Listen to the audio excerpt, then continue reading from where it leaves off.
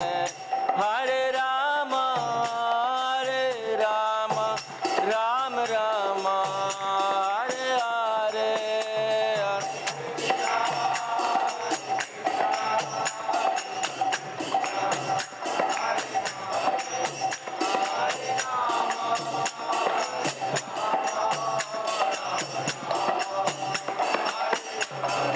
Hare Krishna, Krishna Krishna, Hare Hare, Hare Rama, Rama Rama, Hare Hare, Hare Krishna, Krishna Krishna, Hare Hare, Hare Rama, Rama Rama. Hare Krishna, Krishna Krishna, Hare Hare, Hare Ram, Ram Ram, Hare Hare.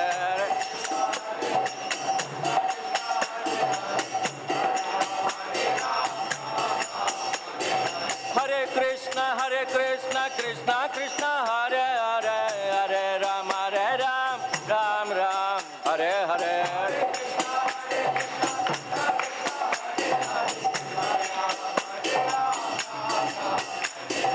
Hare Krishna, Krishna Krishna, Hare Hare, Hare Ram, Ram Ram, Hare Hare.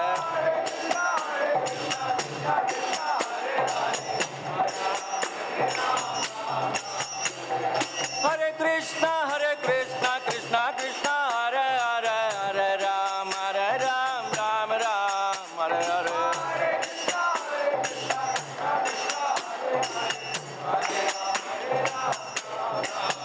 Hare Krishna, Krishna Krishna, Hare Hare, Hare Rama, Rama Rama, Hare Hare.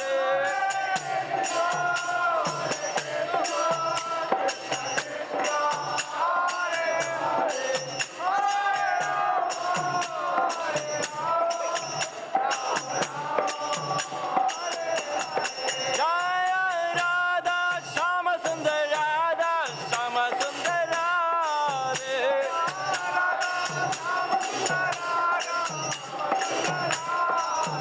Jaya Radha Madhava, Radha Madhava, Radhe Radhe.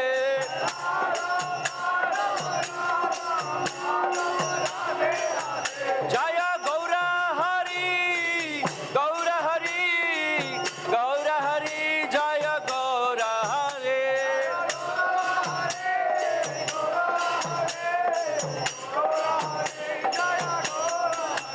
Jaya Jaya Prabhupada, Prabhupada, Prabhupada, Jaya Jaya Prabhupada.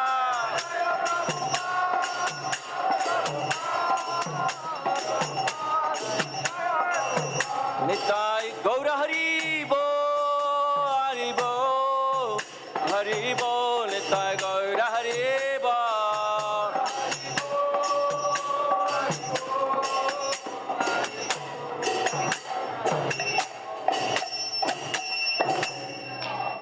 जय ओम विष्णुपाद परमहंस परिव्रजक आचार्य स्तोत्र शत श्री श्रीमद वेंकटेश भक्तिवेदांत स्वामी शील प्रभुपाद की जय।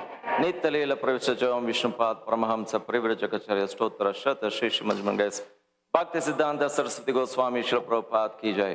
अनंत कोटि वैष्णव वृंद की जय। नमाचार्य हरदास ठाकुर की जय। प्रेम से को श्री कृष्ण चैतन्य प्रभु नित्यानंद श्री अद्वैत गदाधर शिवास्ते गौर भक्त जय। राधा कृष्ण गोप गोपीनाथ श्याम कुंड राधा कुंड गिरी गोवर्धन की जय। मथुरा वृंदावन धाम की जय। मायापुर नवदीप धाम की जय। गंगा मय मनाम की जय। तुलसीदेव महारानी की जय। Most merciful beautiful Radha Shyam सुंदर की जय। राधा राम माधव की जय। गौर हरि की जय। निताय गौर प्रेमानंद हरे Krishna. All glories to assembled devotees, Hare Krishna. All glories to assembled devotees, Hare Krishna. All glories to Guru and Gauranga. All glories to Srila Prabhupada.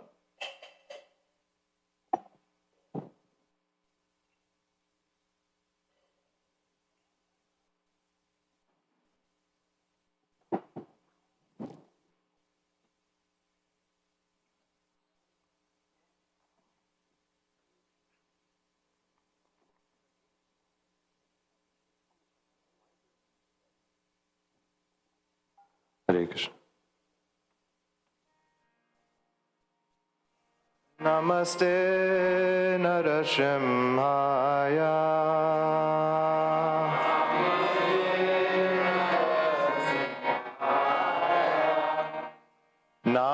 Namaste Narasimhaya.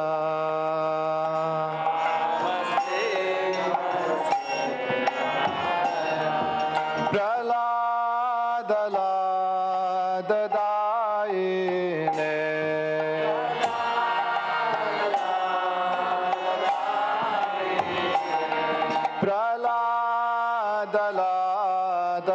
Praladadayine.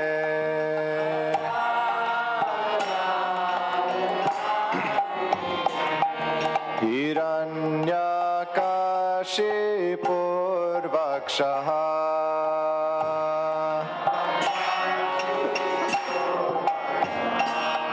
Hiranyakashipurvakshaha.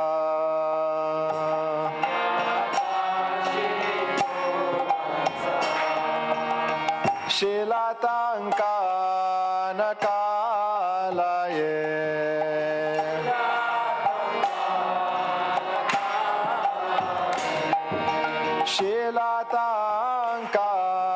Shilatankanakalaye.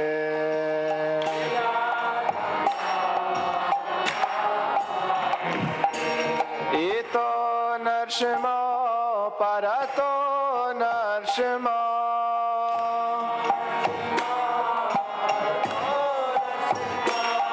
Ito Narshima Parato Narshima.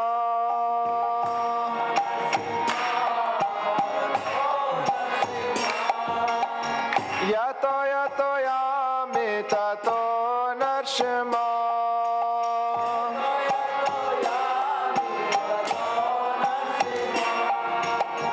Yato yato yamitato Narshima.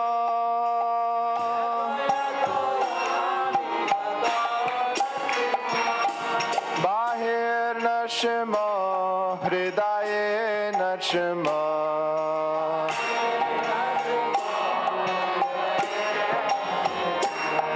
Bahir Narshima, Hridaye Narshima.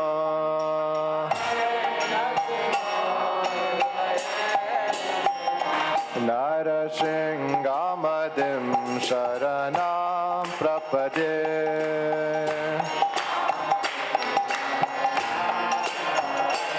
Narasingamadim Sharanam Prapade.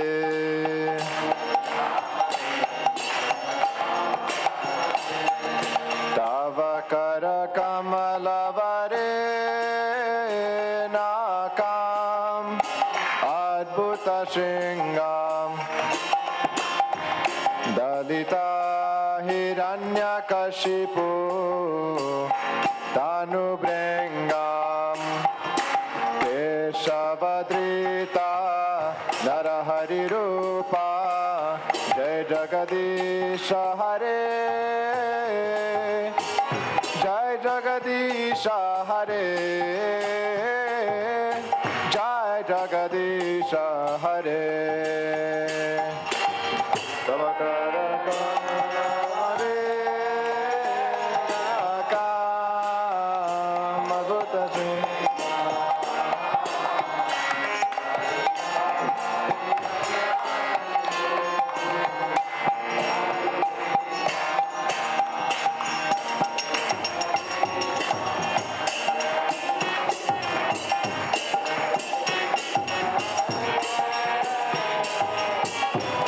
Jagadisha Hare Jai Jagadisha Hare Keshavadrita Narahari Rupa Jai Jagadisha Hare Jai Jagadisha Hare Jai Jagadisha Hare Keshavadrita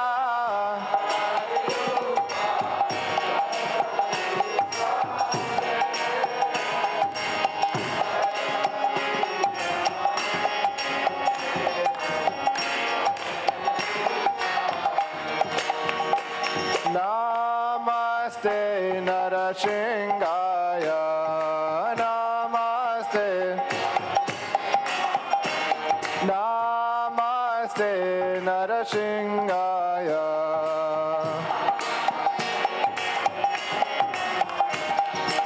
Namaste Narasingaya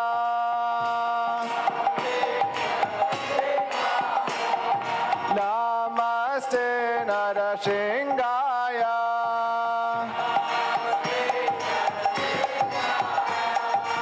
Namaste Narasingaya Namaste Narasingaya Namaste Narasingaya Narasingamadim Sharanam Prapadye Narasingamadim Narasingamadim Sharanam Prapadye Narasingamadim Sharanam Prapadye Narasingamadim Sharanam Prapadye Jaya Narsingadev, Narsingadev, Narsingadev, Jaya Narsingadev.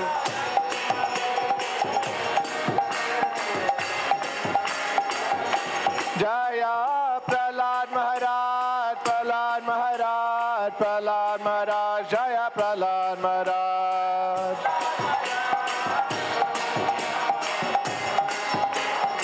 Nitai Gaura Hari Bol, Hari Bol, Hari Bol, Hari Bol.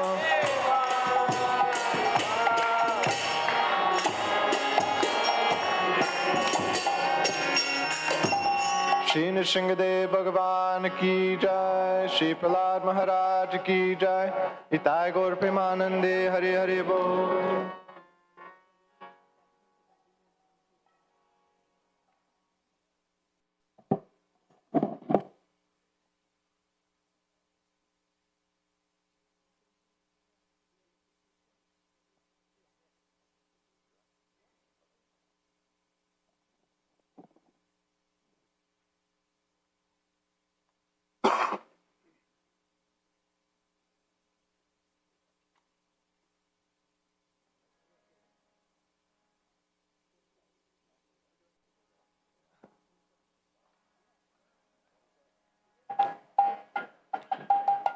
Jaya Radha Madhava Kunja Bihari Jaya Radha Madhava Kunja Bihari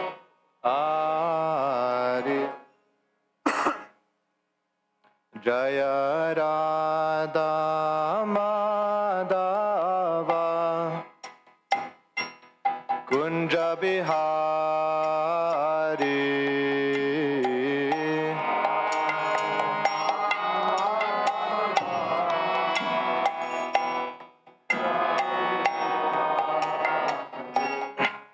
Jaya Gopi Janavallabha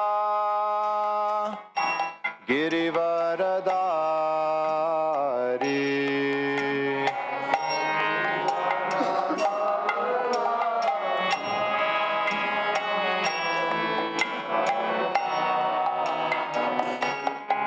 Jaya Gopi Jana Vallabha Girivaradari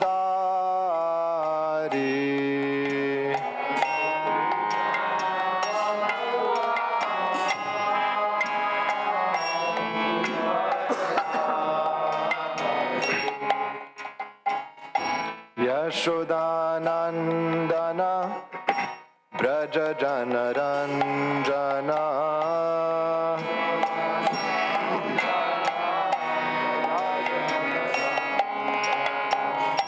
Yashodanandana Braja Janaranjana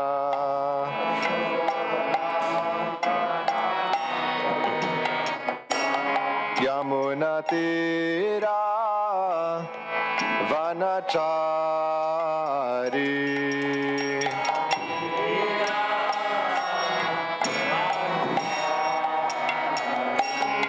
Yamuna tera vanachari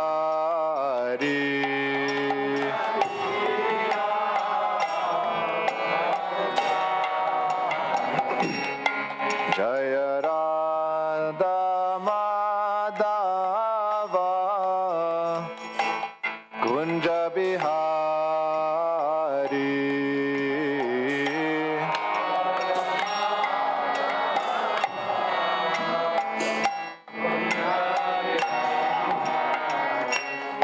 Jaya Radha Madhava Kunja Bihari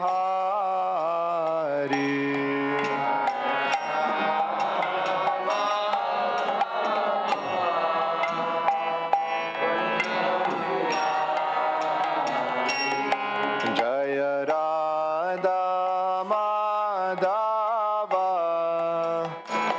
Kunja Bihari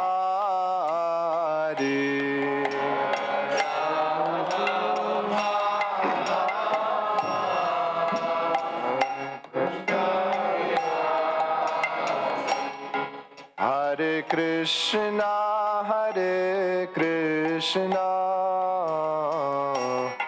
Krishna Krishna Hare Hare Hare Rama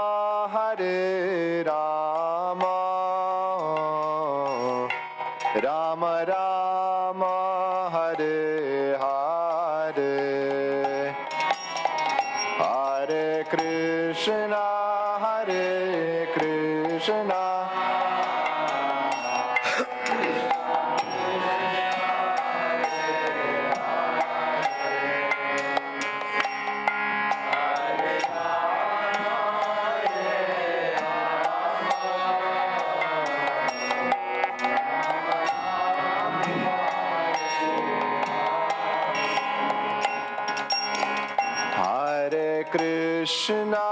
Hare Krishna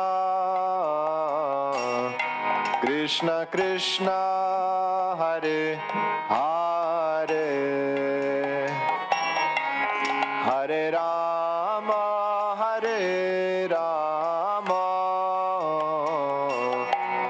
Rama Rama Hare Hare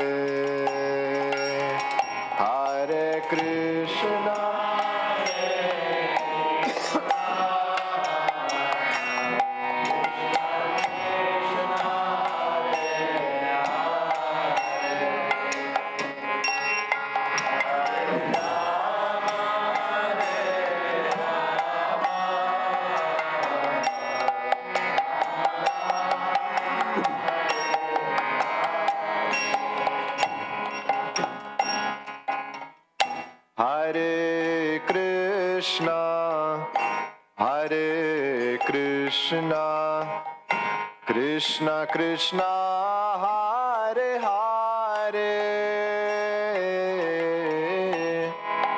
Hare Rama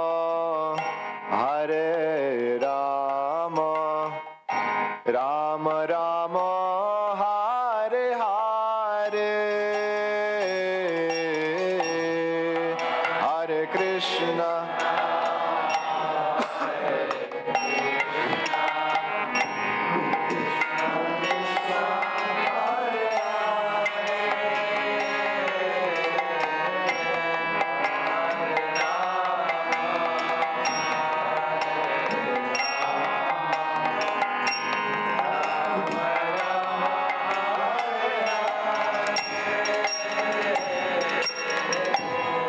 Hare Krishna Hare Krishna Krishna Krishna Hare Hare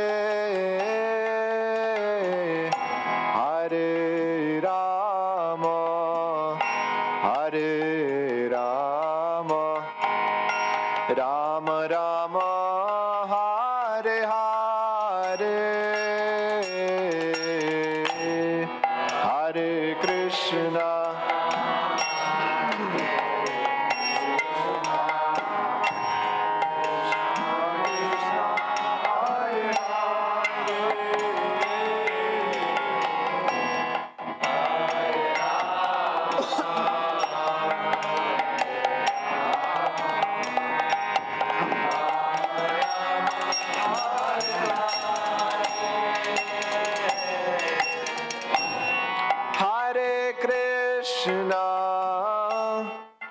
Hare Krishna, Krishna Krishna, Hare Hare,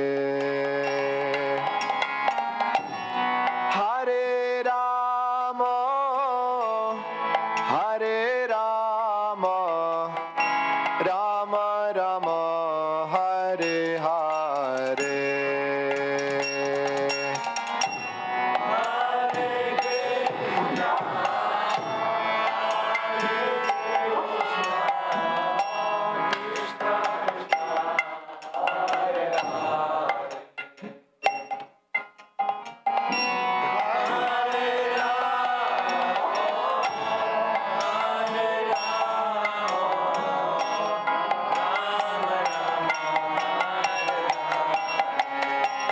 Hare Krishna, Hare Krishna, Krishna Krishna, Hare Hare, Hare Rama, Hare Rama, Rama Rama, Hare Hare, Hare Krishna.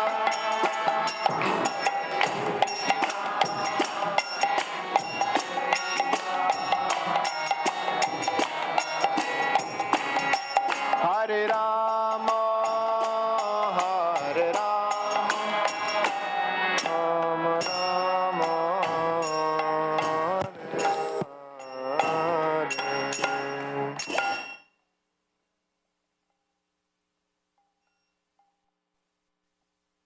Hare Krishna. Can you all come closer, those who are sitting on the floor, please?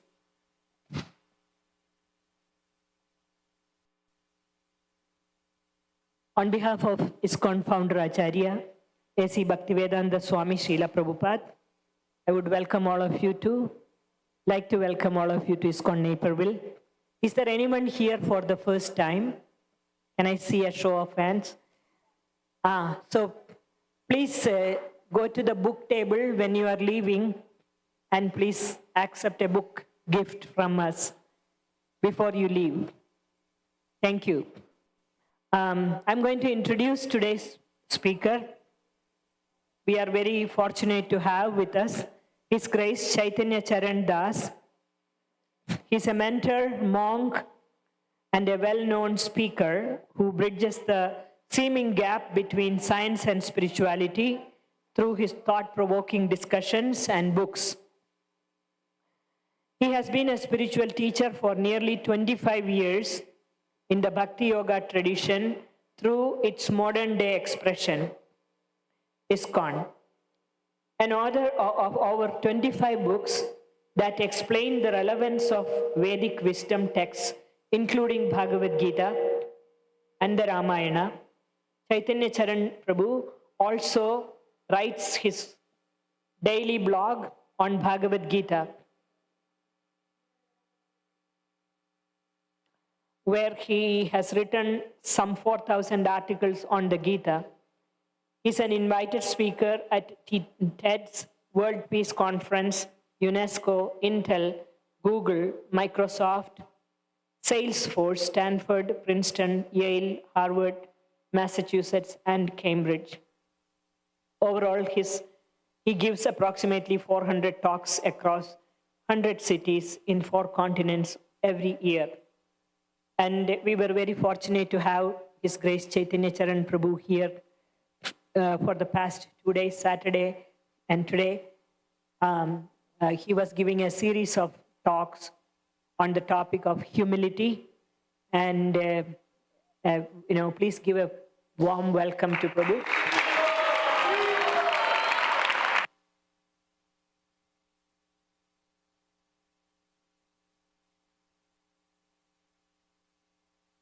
Hare Krishna.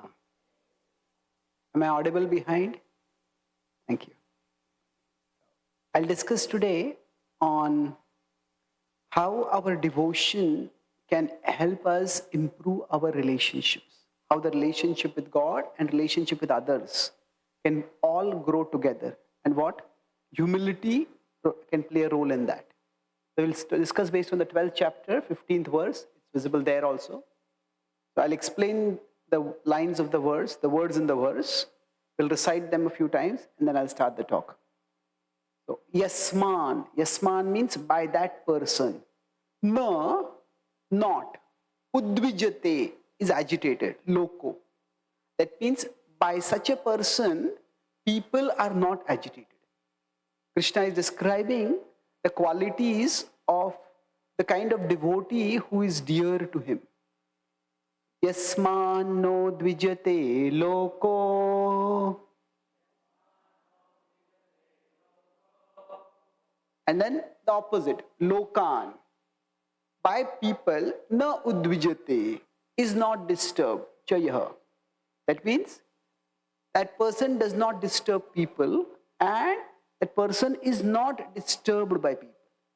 Lokan no dvijate chayaha. And then what are the typical disturbances? Some of them are listed over there. Harsha. Harsha is jubilation. Getting very excited and delighted. Amarsha is the opposite of that. Becoming dejected, shattered, devastated. Bhaya, becoming very fearful, alarmed, panicky. Udvega. Udvega is in general agitation. Harsha, marsha, bhayo, dvegair. So mukto, one who is free from such disturbance that can arise from interpersonal dealings. Yaha, such a person, sacha me priyaha. Such a person, Krishna says, is dear to me. So one who does not disturb others and is not disturbed by others, such a person can become dear to God. Mukto yaha sacha me priyaha. Yasmano dvijate loko. Lokano dvijate chayaha. Harsha marsha bhayo dvegai. Mukto yaha sacha me priyaha. One last time, together all of us. Yasmano dvijate loko, lokano dvijate chayaha, harsha marsha bhayo dvegair, mukto ya sacha me priyaha. Om ajnanatimirandhasya jnananjani shalakaya chakshurun militam yena tasmai shri gurave namaha. Nama Om Vishnupadaya Krishna Pristhaya Bhutale Shrimate Bhakti Vedanta Swami Iti Namine Namaste Saraswati Deve Gauravani Pracharine Nirvishesha Shunyavadi Paschatya Deshatarine Vancha Kalpatarubhyascha Kripa Sindhubhya evacha Patitanam Pavanebhyo Vaishnavebhyo Namo Namaha. Jai Shri Krishna Chaitanya Prabhu Nityananda Shri Advaita Gadadhara Shri Vasadi Gaura Bhakta Vrinda. Hare Krishna Krishna Krishna Hare Hare Hare Rama, Rama Rama, Hare Hare. Hare Krishna. Thank you so much for coming today. And let's try to understand what is being said in this verse. I'll be using this as a whiteboard also to write and draw certain things. So essentially, what is being said in this verse is that if we consider two people, then whenever there is an interaction among people, quite often we disturb others and we are disturbed by others. As is often said, hurt people hurt people. So, people who are hurt, they end up doing actions which hurt others. So I am disturbed, I speak something harshly, something rudely, maybe I speak disrespectfully, you get disturbed, and then you get disturbed because of that, you disturb me, you may, and then it just escalates, or we could say degenerates. So what might be a small disturbance, it just keeps becoming bigger and bigger and bigger and bigger, until it can over generations, sometimes feuds keep going on and on and on. So here, what the verse is essentially saying is that if we consider our life, there is a baseline of unavoidable distress. Some things are, whatever we do in life, some things will go wrong. Sometimes the weather is too hot, sometimes the weather is too cold, sometimes there are storms, sometimes there are famines, sometimes there is recession, sometimes there's a pandemic. So there is some distress that is unavoidable. But beyond that, there is much distress that is avoidable. And this distress comes largely from human reactions to unavoidable distress. Cold. Here in Chicago, in winter, it becomes terribly cold. But some people, when it's cold, they're constantly complaining, it's so cold, it's so cold, it's so cold. After some time, you feel, what you're saying is so old, so old, so old. So after some time, their complaining starts becoming more irritating than the cold also. So what Krishna is telling over here, that there will be unavoidable distress in the world, but don't increase it. So when people are doing something which is disturbing us, understand that they are disturbed. So don't get disturbed and disturb them further. So we try to avoid escalating things. And so don't be disturbed by others and don't disturb others. So the whole talk I'll be summarizing in one diagram and one quote, one thought. I'll tell both and then we will discuss them. How humility can help us decrease, we could say, the temperature of disturbance, the temperature of distress in the world. So humility can have many understandings, but the specific understanding I am going to talk about here is humility means to not let our ego come in the way of our purpose. Humility means to not let our ego come in the way of our purpose. Now it's natural that we all feel that we should, when we are talking with someone, people should be polite with us, people should respect us, people should just behave nicely with us. And that's natural. But at the same time,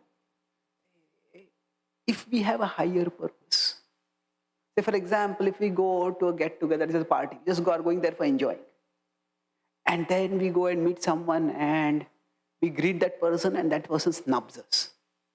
And just that one snub, the whole party can be spoiled for us. Spoiling the party? You blessed me now. Thank you. So, if our purpose itself is to enjoy, then one snub to the ego can completely destroy all our enjoyment. Because for some, now here I'm saying, don't let the ego come in the way of the purpose.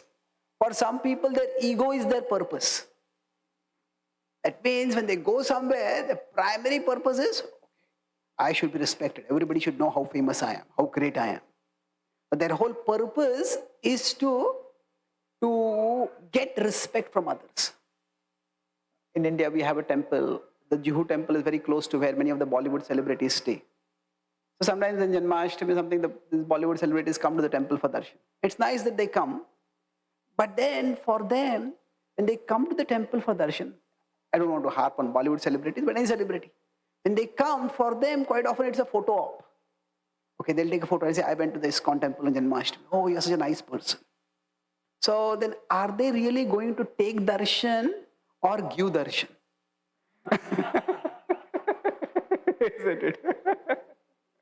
So, if the purpose is just to boost one's ego, then even the smallest of disrespect can completely disturb us. But say we are going to get together to meet some important person, and there, so maybe that meeting is important for us, for our career, for our relationship, maybe for our service, whatever it is. And then while we are there, we see someone, we greet that person, and that person doesn't respond. That person snubs us. Now we will be annoyed, but the level of disturbance will be much lesser. Anyway, I didn't come here for this. It wasn't me. I don't know what is going on in their mind. Let it be. I'll focus on my purpose. This is to meet this purpose. Meet this particular person. So, in general, put it this way. So, humility means that if I am here, we all have an ego. But if we have a purpose that is bigger than our ego, then what we can, humility means, it's not that we can completely give up our ego, but we can put aside our ego. Okay, nobody likes to be disrespected, but for this particular purpose, I push aside my ego and I focus on my purpose. So, humility means to not let our ego come in the way of our purpose. And this applies when we are dealing with others, in our relationships. So this is one aspect. So this one is one quote about humility. And then the other diagram, which will be the basis of this class, it's considered a triangle where I am here, and here there is the other person. It could be our partner, it could be our partner, it could be our parent, it could be our sibling, it could be our child, whoever it is. And here there is Krishna. So now our relationship with Krishna is, I'll refer to it as the number one relationship. Our relationship with the other person is 2. And their relationship with Krishna is 3. So now the ideal situation is, say that all these 3 relationships grow together. That we go closer to Krishna, the other person also goes closer to Krishna, and we come closer to each other. In fact, Srila Prabhupada said this is one of the purposes of the Krishna consciousness movement. It is to help everyone come closer to the prime entity Krishna and closer to each other. So that would be the ideal situation. And now, life unfortunately is not ideal. Very rarely it is ideal. So often there are difficulties. So I will talk about, the theme was that we don't, this is our interaction with the other person, this is their interaction with us. So Krishna is saying that if you don't disturb others and you are not disturbed by others, then that will endear you to me, Krishna is saying. So it's interesting, what Krishna is talking about here is, it is not just that you come to a temple and do some puja and do some seva and do some japa, that will please me. Of course, that will please Krishna. But Krishna is also saying how you deal with others will also determine your devotion. So bhakti, broadly speaking, so I'm going to talk about 2 parts in the section, that how to not be disturbed by others and how to not disturb others. And then in both of these, I'll bring in the definition of humility that we discussed. So when we are interacting with others, it is just natural that sometimes the other people will do something that will disturb us. And we may try to not be disturbed. But how we do it is also important for us to understand. So I was once at I was trying to do the mediation between 2 people, and then first person told a second person, I know you are angry with me. No, I'm not angry with you. Anger is an expensive emotion and you are not worth it.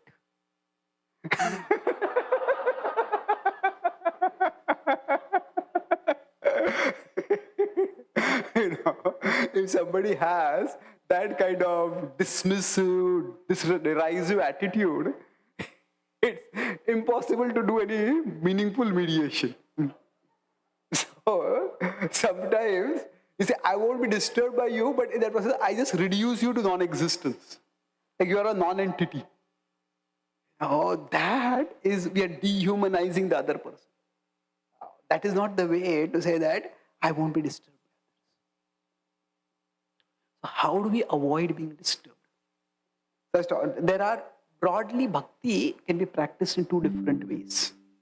Normally we said if this is the material level of reality and this is the spiritual level of reality. And Krishna exists at the spiritual level. So the normal understanding of bhakti is that we practice bhakti by which we can go towards Krishna. And Krishna does talk about it, Mam eti, you will come to me, you will attain me. This is bhakti. However, this is only one kind of bhakti. This is, because why is only one kind of bhakti? Because this understanding is based on the idea that Krishna exists in the spiritual world only. In another world far away, yes, he does exist there. But another, a more complete understanding would be that actually Krishna exists everywhere. Krishna exists in this world also. Yataha pravrittir bhutanam yena sarvamidam tatam. In the 18th chapter, Krishna says in 46th text that from him the whole world has come about, and by him the whole world is pervaded. So Krishna doesn't just exist in the temples at our home. Krishna exists at our workplace. Krishna exists in our heart. Krishna's jurisdiction is everywhere. So when we serve Krishna, bhakti means seva bhav. When we serve Krishna, yes, we come to a temple, in one sense we turn away from the world to focus on Krishna. And that can be called as immersive bhakti. Immersive means we turn away from the world to immerse ourselves in Krishna. So we may do our puja, may do our sadhana. So this is immersive bhakti. Krishna talks about it in 12.8. And it's important. He says, Mam mayeva manadhatsva may buddhim niveshaya nivasishyasi mayeva ata urdhvam na samjaya. In this way you will reside in me. Now, yes, there are times when we need to turn away from the world and just absorb ourselves in Krishna. One day somebody sent me a cartoon, multitasking in bhakti. Okay, what was it? Somebody was doing puja, like Aarti puja was with one hand, and they're watching a TikTok video with the other hand on their phone. You know? That is not the way to do bhakti. Isn't it? Bhakti means we immerse ourselves in Krishna. When doing Aarti, we want to offer the lamp that we are offering is actually a representation of the light of our heart, the light of our consciousness. That is what we want to offer to Krishna. We want to offer our entire being to Krishna. So that is one way of practicing bhakti. But there is another way of practicing bhakti, which is in this world. That Krishna exists in this world also. And Krishna can be served in this world also. So this can be called as inclusive bhakti. Inclusive means the domain of bhakti includes this world also. And Krishna talks about it in 12.10. Abhyasepya samarthosi matkarma paramo bhava madarthamapi karmani kurvan siddhim avapsyasi. Says you work for me in this world. You do seva. So when Arjuna is fighting a war, when he is fighting the Kurukshetra war, at that time, which bhakti is he performing? Inclusive or immersive? Sorry? Inclusive, yes. At that time when Arjuna is fighting, he's not saying, Hare Krishna, Krishna Krishna, Hare Hare. No, he's focused on fighting. There are people who are out to destroy society, to destroy the ethical and social, moral fabric of society. Arjuna has to protect society from them. That's his service. So for us, what this verse was telling, going back to the earlier point of, if I am here and Krishna is here, the other person is here. So my relationship with Krishna, one, and my relationship with the other person, two. So both of these are integrated in bhakti.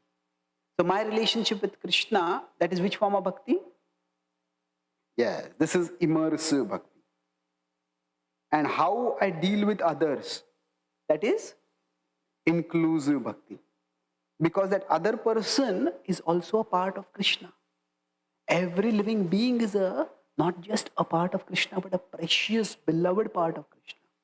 Sarvasya chaham pradisannishto. Krishna says, I reside in everyone's heart. Sometimes we say Krishna is Bhakta Vatsala. He's the lover of his devotees. That is true, but the Bhagavatam says Krishna is not just Bhakta Vatsala, he is also Krupana Vatsala. Krupana means one who has no devotional inclinations, one who has no spiritual interest also. Just a miserly materialistic person. Krishna says, I care for that person also.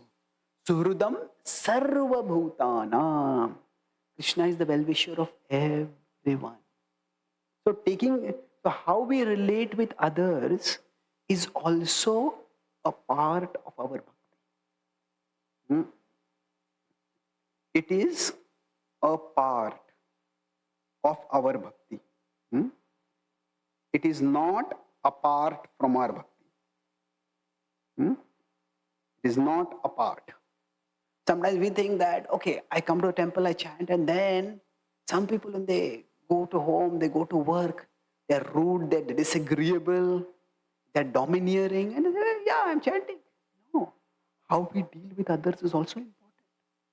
That is also a part of our bhakti. So now, I'm discussing this topic of how to not be disturbed by others. In general, whenever something goes wrong in our life, and life, as I said, there is some level of unavoidable distress. So for example, life has ups and downs. That is, the dualities are there, kabhi khushi, kabhi gam. So that is just unavoidable in life. But then when this happens, what can happen internally? Sometimes when there is happiness, we go way up, and there's distress, we go way down. There are people who hyperventilate. Hyperventilate means overreact to everything. So when something good happens, oh, this is the best day of my life. Something bad happens, this is the worst day of my life. Oh, if their relationship with someone, that person does something nice for them. Oh, I can't live without you. That person does something unpleasant. I can't live with you. So we just go over extremes. So now the external events have happened. That is unavoidable. Now, of course, we could say that person didn't have acted like that, but they have acted like that. So that has already happened. But how does it affect us? So one is that it may exaggerate, that we may overreact to some things. Now, why do we overreact? Because now there is outside, there is the event that has happened, and inside there is the meaning that we ascribe to the event. What does this mean? Every event that happens, so for example, somebody, I give the starting example, we go to some get together and somebody does not respond to our greeting. Then what is the meaning we assign? This person doesn't respect me. Or I may assign a bigger meaning.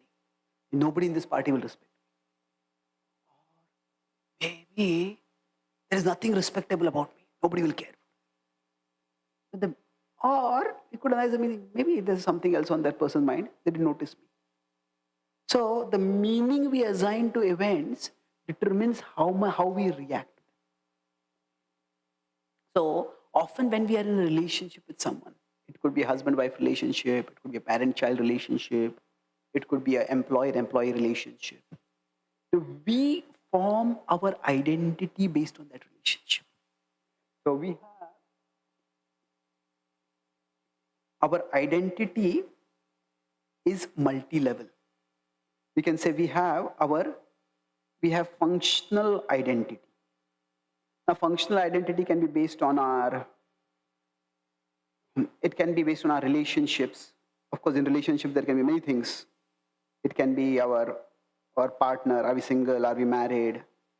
It can be based on our parents. We are sons or daughters. It can be based on our children. We are mother or father. We are siblings. So we have these identities. This is based on our relations. But apart from that, we can also have functional identity based on our gender. Okay, I am a man or a woman. It can be based on our job. It can be based on nationality. I'm an Indian, I'm an American. These are all identities that we have. Based on job, I'm an engineer, I'm a doctor, I'm a lawyer, whatever. So we have all these identities. Now, we don't identify with all these identities equally. Somebody, okay, I'm an Indian. Okay, I love my country. That's a big part of who I am. Somebody, okay, yeah, I was an Indian, now in America. I don't really care what happens much in India. I'm not saying that this is a good or bad thing. I'm just saying that we don't identify equally with all our identities. Suppose somebody identifies very strongly, I am a software engineer. And then they get laid off. What am I going to do now? It's like a nightmare for them. For some people, okay, it's just a job. I lost this job, I'll get another job. It's a matter of concern, but it doesn't disturb them so much. That depends on, again, the level of identification. That depends on what kind of meaning we are assigning to that particular event. Say, if we have a child, our child is not listening to us. If our child is getting into some unhealthy habits, that is naturally going to concern every parent. But that is an event. What is the meaning I'm assigning to that event? So let's see depending on how strong that functional identity is for us, we will be that much affected by it. So for example,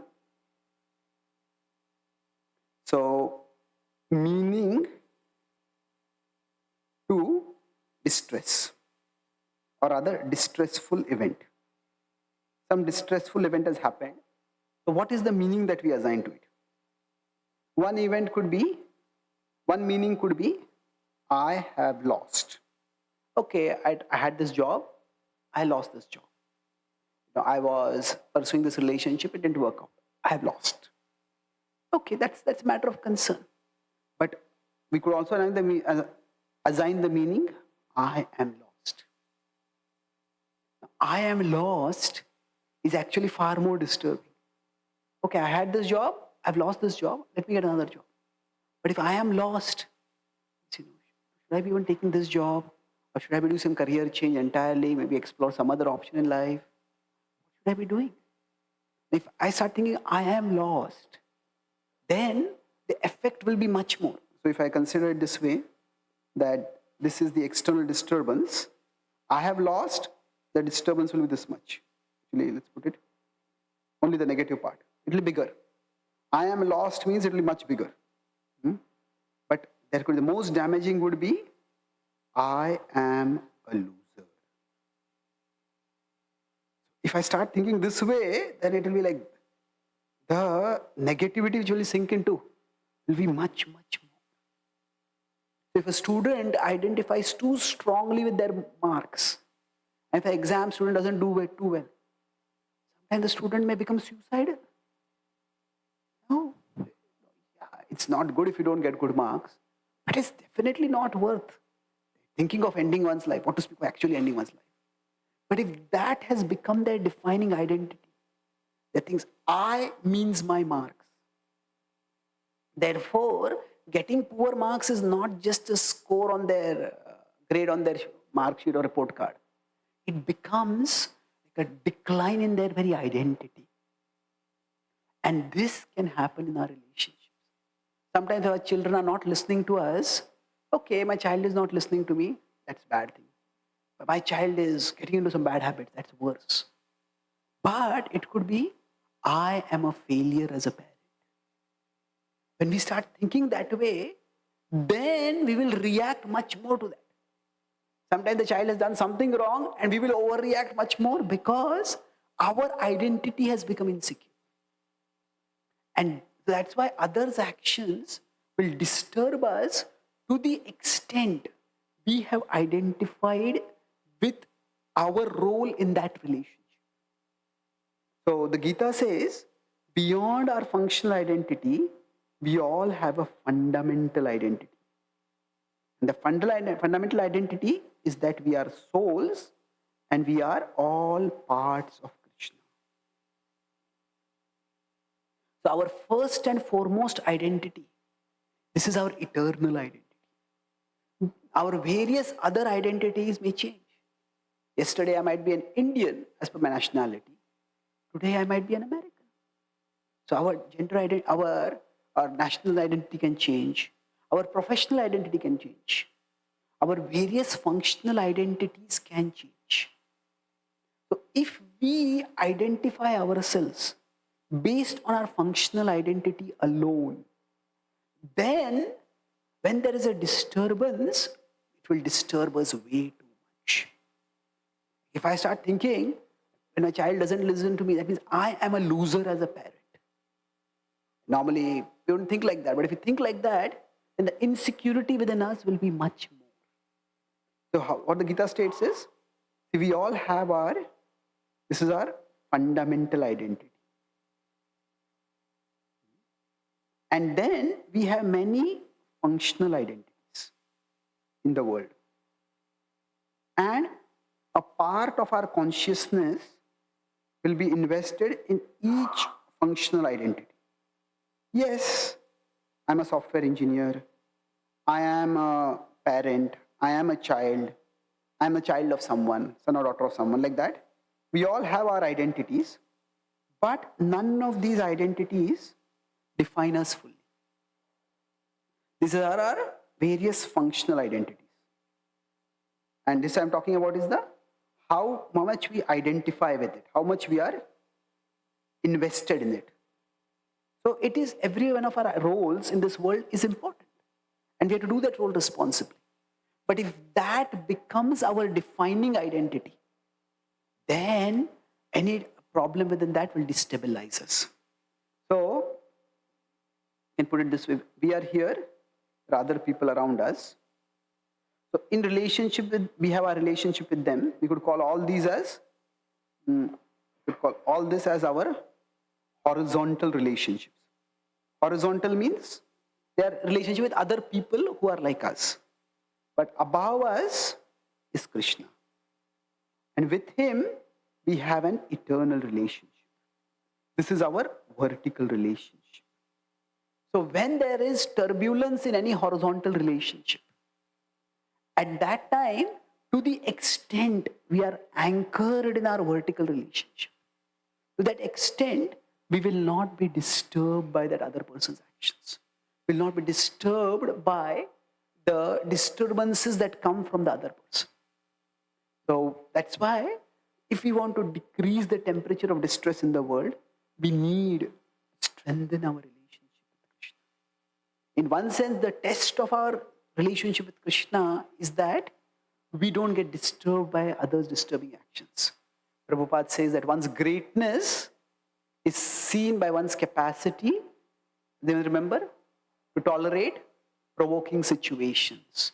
So others disturb us, but we don't get disturbed. How do we not get disturbed? It's not just an act of raw willpower.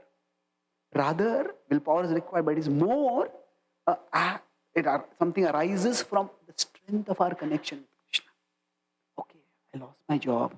Okay, my boss fired me. Or this person spoke like this to me. This person did this. But still, Krishna is with me. Krishna will always be with me. Krishna is always in my heart as my Lord. and I will take shelter in my relationship with Krishna. So to the extent our vertical relationship is strong, we will be able to weather the storms in our horizontal relationships. So yasman no dvijate loko, one who is not disturbed by others. Lokan no dvijate chaya, one who does not disturb others. That's the last part I'll discuss. So here, going back to the context of humility, humility means to not let our ego come in the way of our purpose. So our ego generally is associated with how are other people treating me? Are other people respecting me or not? But if my purpose is to ultimately connect with Krishna, that is my fundamental identity. That is the defining, overarching purpose of my life. And even if somebody disrespects me, it's not pleasing, it is certainly hurt, it may be hurting, but it is not the end of the world. It is not something that I have to get onto the case of the other person. Okay, let's tolerate it. Let's focus on the purpose of our life. So that is one aspect of humility. The second is, don't disturb others. In every relationship, in general, there is reciprocation. So we do something for the other person. That's our contribution to that person. And then there is our expectation from the other person, that they should also be contributing something. Similarly, they do something for us and they expect something from us. So this is how relationships are reciprocal. There's reciprocation in the relationships. Sometimes we want the other person to do something. So let's take one example of what we might want the other person to do, and this can apply to other cases also. See? Here is this is Krishna, I, and the other person. So for example, we may want that other person to do something. So what is that? To develop their relationship with Krishna. We want them to practice bhakti. We want them to become more, they're practicing, we want to become them to become more serious in bhakti. And that's a natural desire. Sometimes Prabhupada was asked, if you like bhakti, you practice it. Why are you preaching it to everyone else? Prabhupada gave a different answer. He said, if you have found a disease, if there is a disease that you have been suffering from for a long time, and after trying various things, finally you have found a cure for that disease, and you see others are suffering from that same disease, would you not want to tell others about the cure? Naturally. So similarly, we have found that by the practice of bhakti, our mind becomes calmer, our life becomes more meaningful, we evolve and become better persons. So naturally, we want to share this with others. We want to share with our family, we want to share with our children, we want to share with our friends, social circles. And that's natural. So this is a natural, and it's also desirable. At the same time, every individual has their own free will. Sometimes we may disturb others by trying to force them to practice bhakti. So when we try to force them, do this, don't do this, don't do this. When we start forcing others too much, then it can backfire. So if you put too much pressure on them to practice bhakti, to turn toward Krishna, then pressure over there will create tension in our relationship with them. Because if somebody is constantly harping on us, and do this. I already told you, I don't want to do this, I'm not interested. But if somebody is always telling us, or okay, I'll do this, but not too much. And it creates tension. And when there is tension in our relationship with the other person, that will create disturbance in our relationship with Krishna. Why? Because if we have a close relationship in which, say, there is some tension, we sit down to chant, sit down to practice bhakti, it will be difficult for us to focus. Oh, what do we need to do? If we try to interest others, we try to encourage others, and And I'll conclude with talking about how we can do it in a more creative or a more helpful way. But if suppose we find that the other person is not interested, then don't push them too much. Understand that, yeah, I care for this person, but Krishna cares for them even more. Krishna cares for them even more. They may not have a relationship with Krishna, but Krishna has a relationship with them. I once gave a talk, and the topic was, God does not believe in atheists. God does not believe in atheists. Now, normally, what would we think?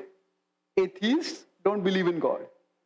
But what does it mean, God does not believe in atheists? That means God sees the essential spirituality of everyone. Now, every living being is a soul. Around the soul is their mind. Around the mind is the body. So, soul, mind, body. Now, in their mind, there is a notion that is atheism. But Krishna's vision goes beyond their mind to the soul. This Krishna, yeah, you may temporarily be an atheist, but actually you are still my part. You are still dear to me. So God does not believe in atheists. So what does this mean? It means even if that person does not have a relationship with Krishna, where they don't want to come to temple, they don't want to do any japa, they don't want to hear any talks, okay, but still Krishna is present in their heart. And Krishna cares for them. Krishna has a plan for them also. Because Krishna cares for everyone. So humility, as I said, means to not let our ego come in the way of our purpose. What will happen sometimes is, if our purpose ultimately is to go closer to Krishna, and our purpose is to help the other person come closer to Krishna, sometimes you may think that, I am telling you, why are you not listening to me? This is good for you. Sometimes we may have to recognize that we just have to step aside. Krishna will draw that person toward them, but maybe not through us. I was in Texas. Texas is a part of the Bible Belt. A lot of aggressive or evangelical Christians are there. So I saw one car bumper.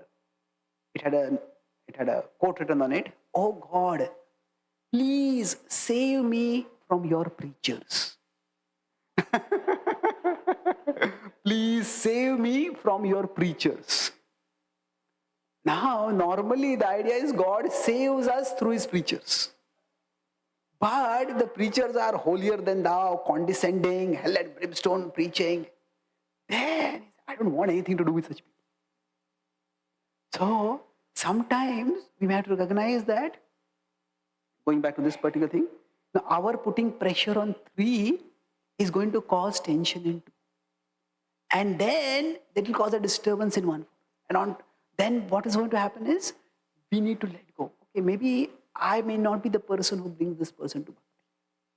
So let me just release all pressure on 3.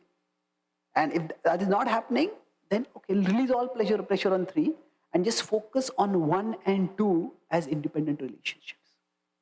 So 1 means we do our bhakti, and 2 means we do whatever is expected in our relationship with that person.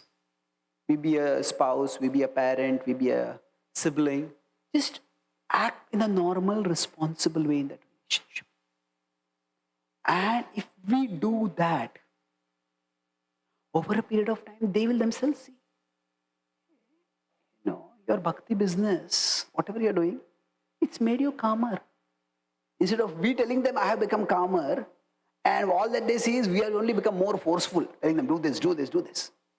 Just act in that relationship in a normal way. Do whatever is expected as a responsibility in that relationship, and we will find that our actions will speak louder than words.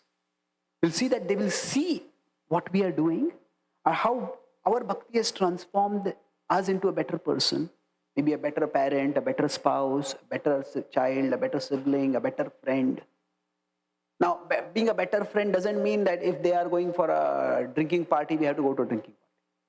No, it just means if they have some need, if they need some help, if there's some emergency, we are there in a mode of service. We are there to help them.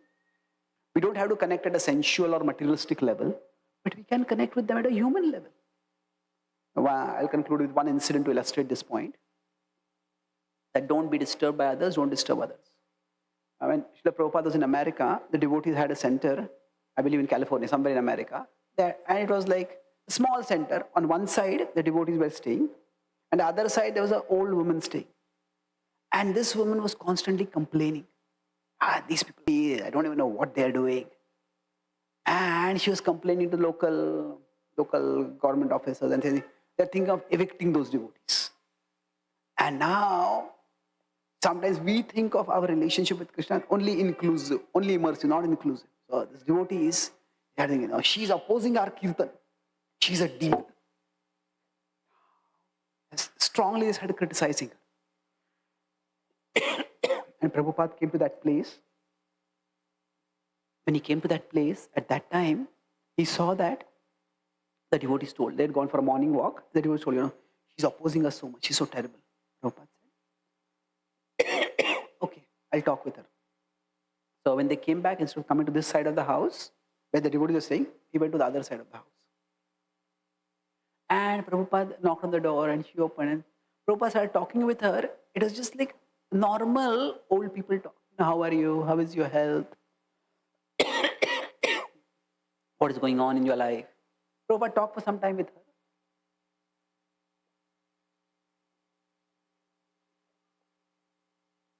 Then the devotees were waiting. Maybe Prabhupada will tell her about the glory of the holy name. Prabhupada will tell her to chant Hare Krishna. Prabhupada did not do anything of that sort. And then he left. And then the devotees had a big question mark on their face. Prabhupada, you are meant to preach, isn't it? They didn't ask it, but Prabhupada understood. And Prabhupada said, sometimes old people feel lonely. And that is why they sometimes become cranky. So Prabhupada just saw that she's an elderly lady, let's just give her some company. And Prabhupada left. And after that, this old lady came and she met the devotees. Your Swami is such a nice person. And she said, actually, I have I have insomnia, I can't sleep. And finally I sleep by 12 o'clock, 1 o'clock, 2 o'clock. And then 4 o'clock you start this loud kirtan, it disturbs me. So they realized that she was not opposed to kirtan itself, she was only opposed to the early morning kirtan. Okay, we'll do that softly and other kirtan can go. So what Prabhupada did is, don't disturb others, don't be disturbed by others. Prabhupada connected simply at a human level. He didn't try to force her to appreciate Krishna and practice bhakti. Just that the connection at the level of 2 at least removed her animosity towards him. That itself was a spiritual growth for us. So in this way, humility means to not let our ego come in the way of our purpose. Just because the other person doesn't listen to me, that doesn't make me a loser. And that the person may do the right thing, but sometimes it may not be through me. It may be through someone else. So even if our plan is not working, Krishna still has a plan for that person, and that plan is still working. And that may mean that our role in that plan may be not pressuring them to do the 3, but just doing our part in our relationship. And that way, we can avoid at least the avoidable distress of life. I'll summarize. I discussed 3 main points today. The first point was about how there is avoidable distress. There's unavoidable distress. It just happens by the way people are. And then there is avoidable distress. And much avoidable distress is basically a result of our overreaction. So the outer events are like this, but our overreaction makes it like this. So we want to avoid this overreaction. And that has 2 parts to it. The first was, don't be disturbed by others. So how do we avoid being disturbed by others? I talked about how if we take shelter if we get strength from our vertical relationship, This is our fundamental identity as souls, as parts of Krishna. If we get strength to our vertical relationship, then the disturbances that may be there in external relation, in this relationship, they will become lesser.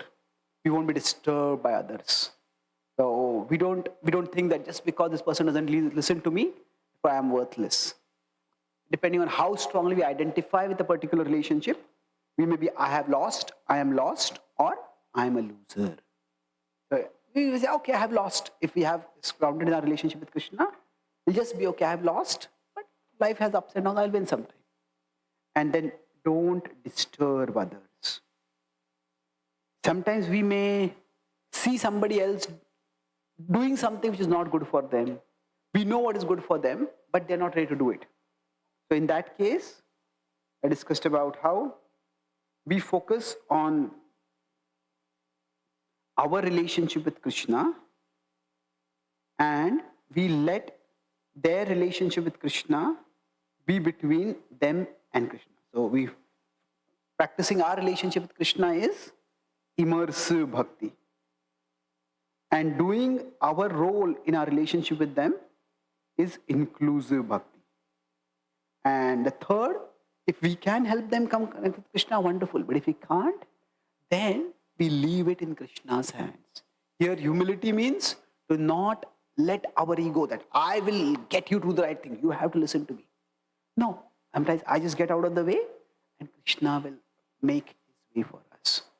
So if we make sure that we do our bhakti and we do our role in that relationship with others, our actions will speak and inspire them to develop their relationship with Krishna. In this way, although life will have distresses, but we won't be worsening the distresses of life. We will be decreasing them to the minimum level. Thank you very much. Hare Krishna.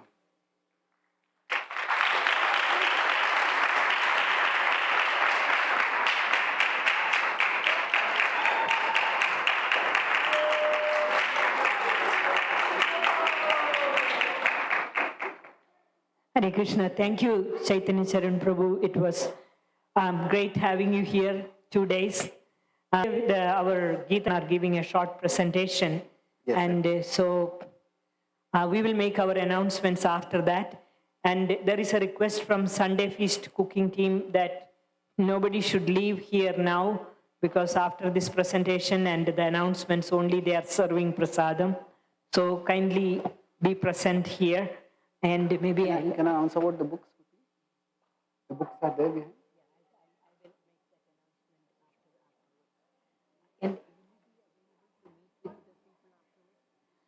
One quick thing is that Chaitanya Charan Prabhu is available to meet with you all.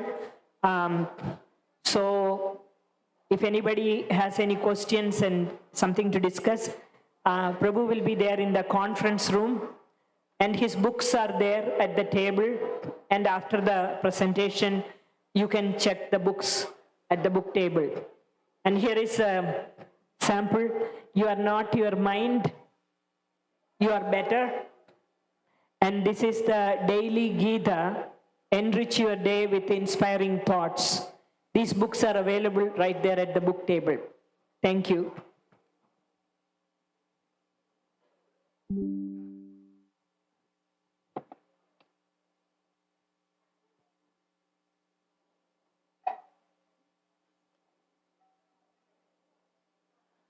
Hare Krishna.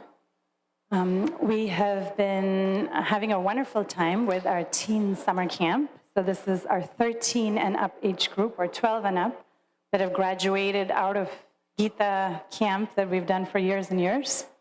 So we're going to present 4 pieces. The first is a presentation by the girls, a song, Gopinath.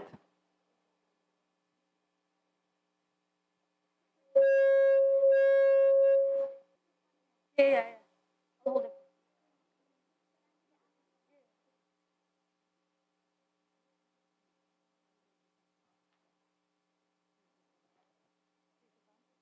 Hello?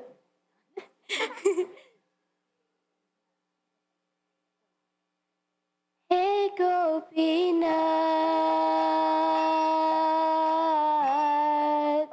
hey Gopinath.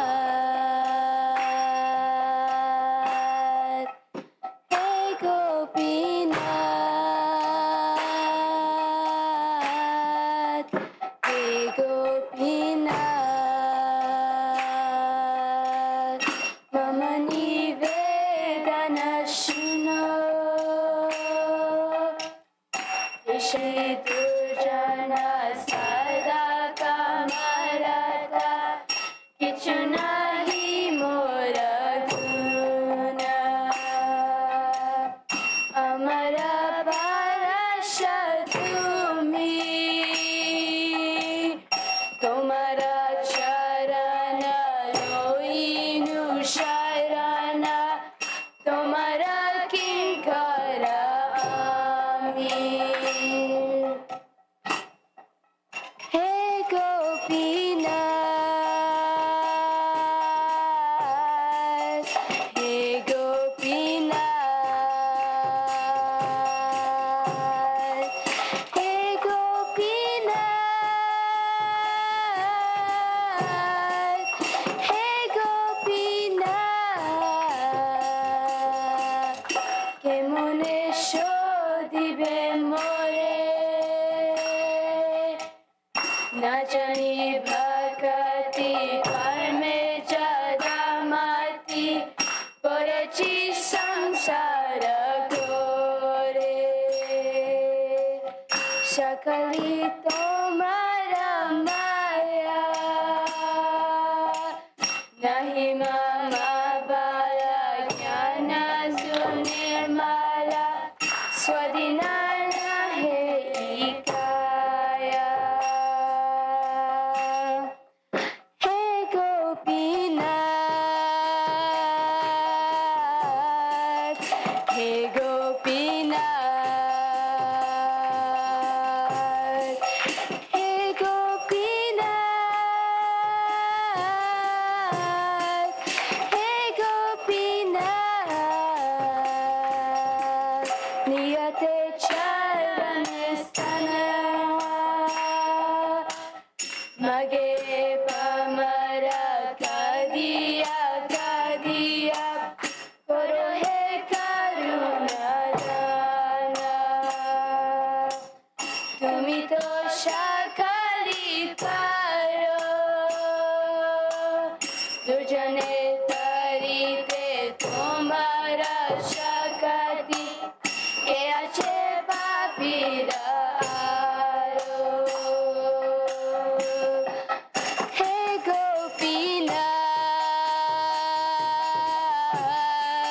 Hey Gopinath hey Gopinath hey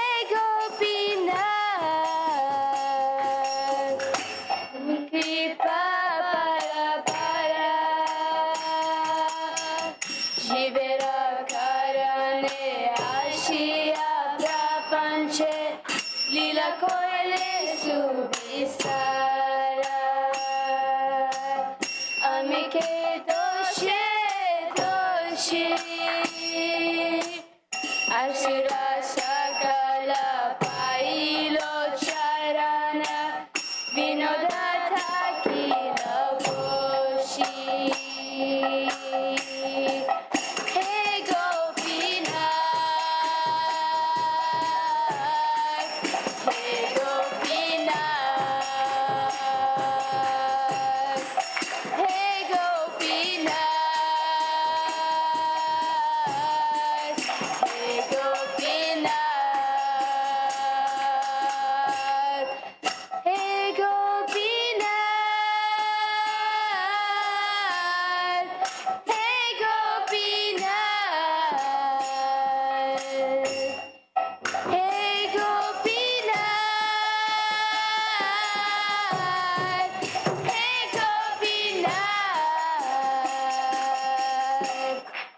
hey Gopinath hey Gopinath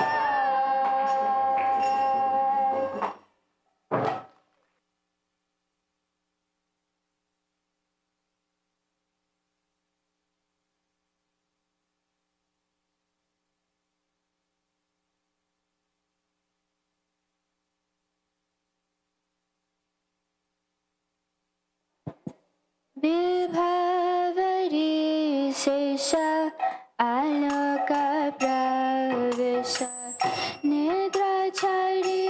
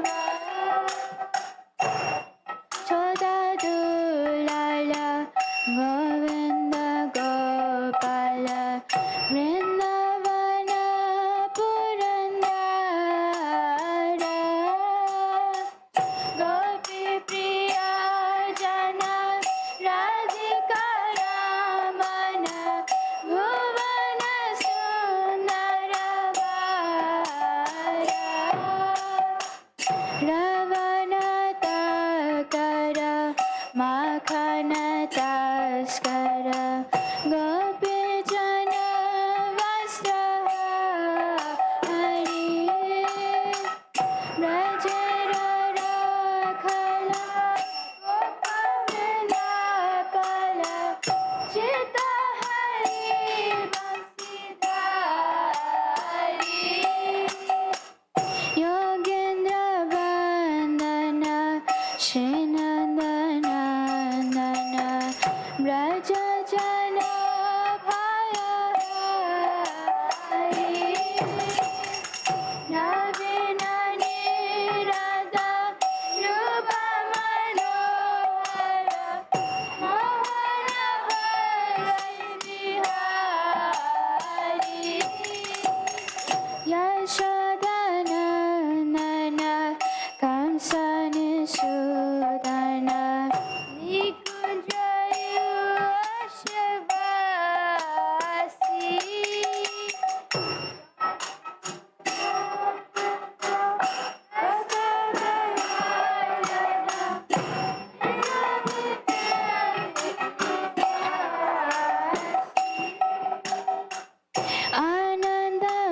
Anandavadana Premaniketana Fulasara Jagratame Gopangana Gana Chita Vinodana Samasta Guna Gana Rama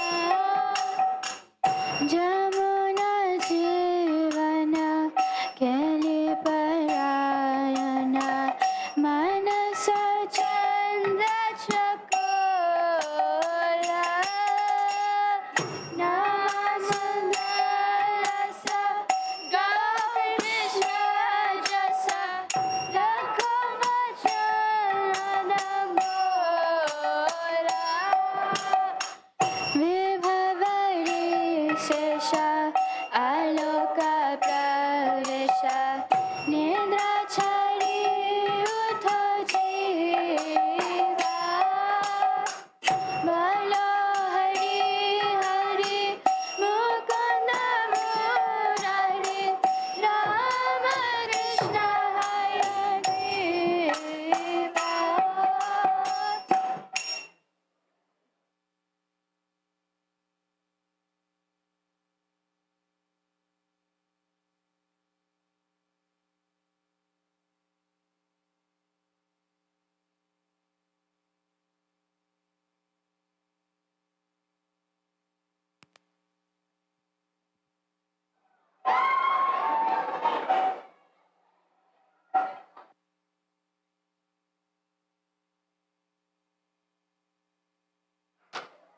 Hare Krishna. We have our youngsters here in ecstasy. So the next presentation is a drama. And please remember that this camp only started on Monday, the 5th of June. So our teenagers or tweens have only had 5 days of practice. So I'm sure you'll be gracious with your appreciation. This is a presentation on Lord Krishna's Leela.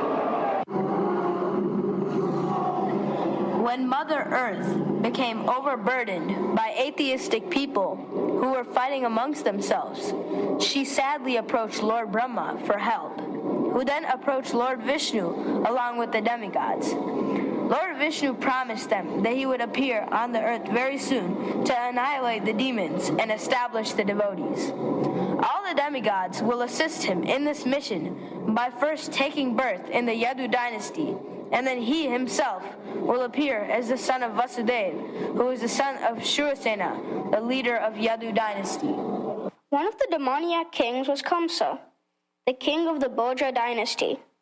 He was the son of King Ugrasen. After the marriage of his cousin sister Devaki with Vasudeva, he was willingly driving their chariot to escort Devaki. Suddenly, a loud voice came from the sky.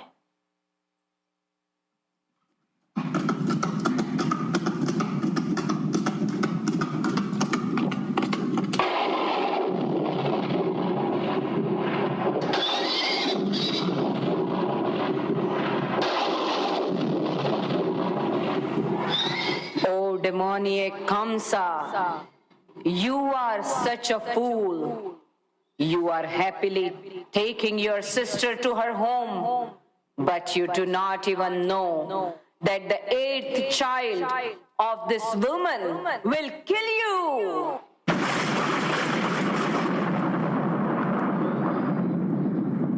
What? Devaki, you will give birth to my killer? I'm the most powerful. No one can even dare to think of killing me. I will kill the very source of my death. I will kill you, Devaki. Ah!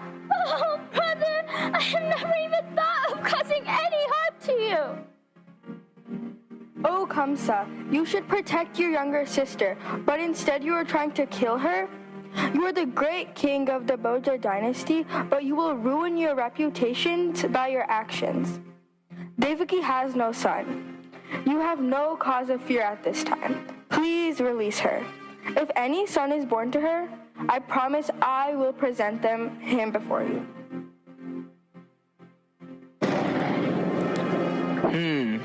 I am trusting your words and releasing her. But remember, if you do not keep your promise, I will kill you.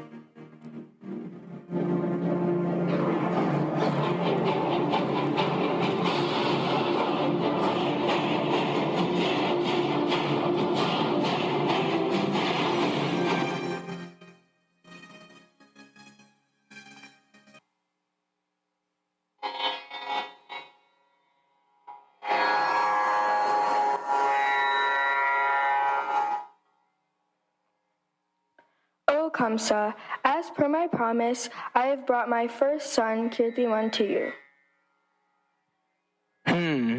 I am very pleased that you kept your promise, but I am only concerned with your 8th child. You can take him back. You are so kind, O Kamsa. I am so grateful to you. Hare Krishna, Krishna Krishna, Hare Hare, Hare Ram, Rama Rama, Hare Hare. Oh Kamsa, you are very compassionate.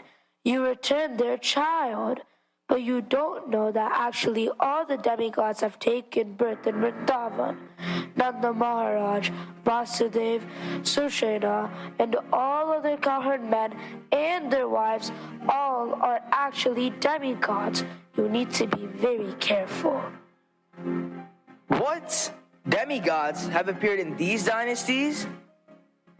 Yes, you don't remember. In your past birth, you were demon Kalanemi, and you were killed by Lord Vishnu.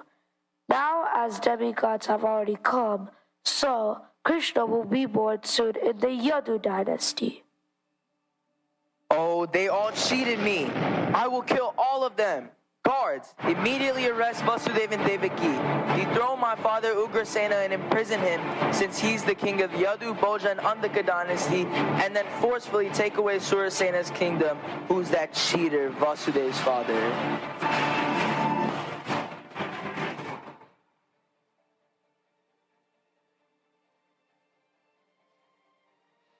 To become the most powerful king, Kamsa started occupying dynasties and made alliances with demoniac kings like Pralamba, Baka, Agasura, Trinavarta, and Kesi, Denuka, and more. Since Krishna was born to the Yadu dynasty, with the help of these demons, Kamsa started torturing the Yadus. He arrested Vasudeva and Devaki and started killing their babies, one after another, thinking them to be Krishna.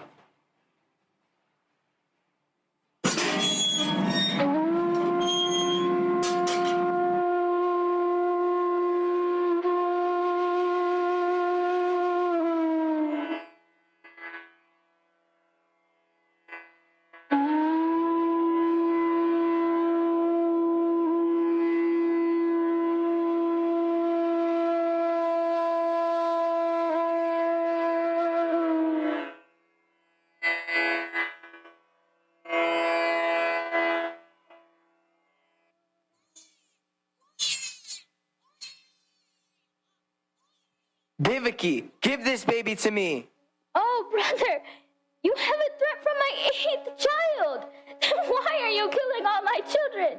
Please don't take my child. That Krishna is very clever. He can come at any time. I would rather be safe and kill all of them. Oh, brother, please don't be so cruel. I beg for your mercy.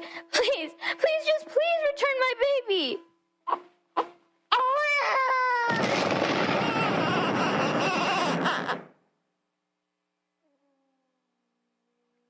One after another, Kamsa killed 6 children of Devaki. The 7th child was Lord Balaram. Krishna instructed his Yogamaya potency to first transfer the child to the womb of Mother Rohini, the other wife of Vasudeva, and then herself appear as daughter of Nanda and Yashoda in Vrindavan. Under Yogamaya's spell, both Devaki and Rohini went into mystic slumber, and the 7th child was transferred. Everyone thought that Devaki had a miscarriage of her 7th child. After this arrangement, Lord Krishna, the Supreme Personality of Godhead, entered into the pure heart of Vasudeva and then into Devaki's womb. Looking at her transcendental beauty, Kamsa understood that she is carrying Krishna. He thought of killing her, but due to concern of his own reputation, he decided to wait and then kill him just like he killed the other children of Devaki. But he constantly kept thinking about Krishna with intense animosity. On the most auspicious moment, Lord Krishna appeared before Vasudeva and Devaki in the form of Lord Vishnu.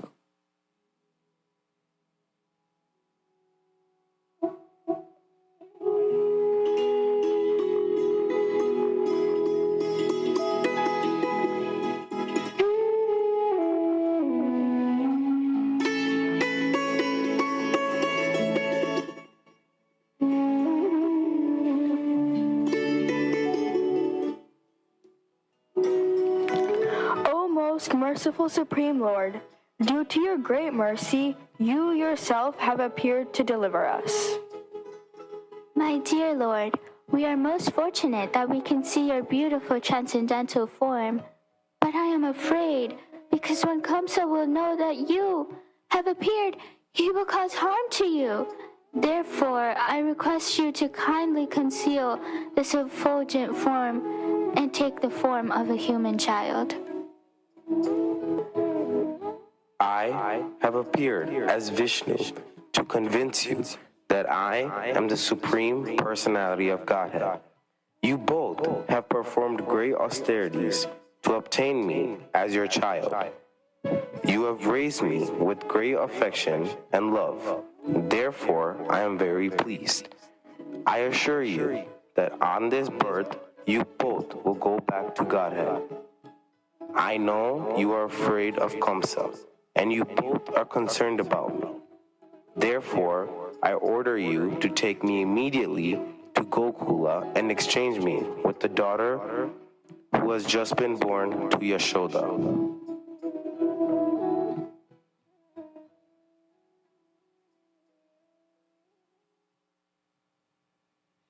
Being ordered by the Lord, Vasudeva prepared to take his son to Vrindavan. And exactly at that time, Yogamaya appeared as the daughter of Nanda and Yashoda. By the influence of Yogamaya, all the residents of the doorkeepers of Kamsa's palace went into deep sleep, and all the palace doors opened. The river Yamuna was roaring with big waves, but it gave passage to Vasudeva. He silently exchanged Yashoda's daughter to his son and came back and kept Yashoda's daughter in the lap of Devaki.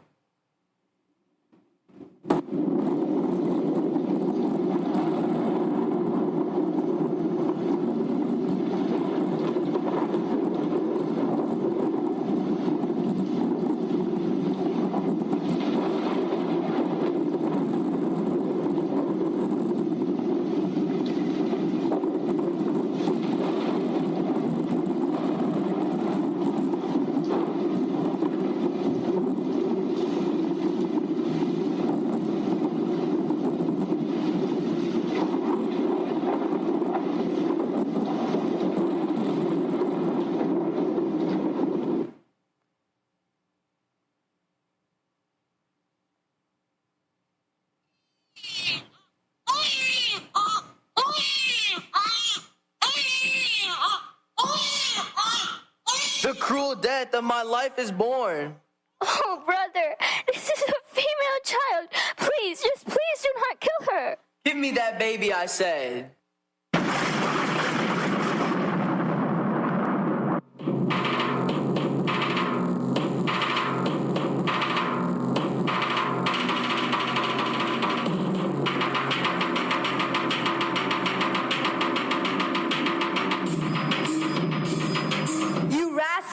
You cannot kill me.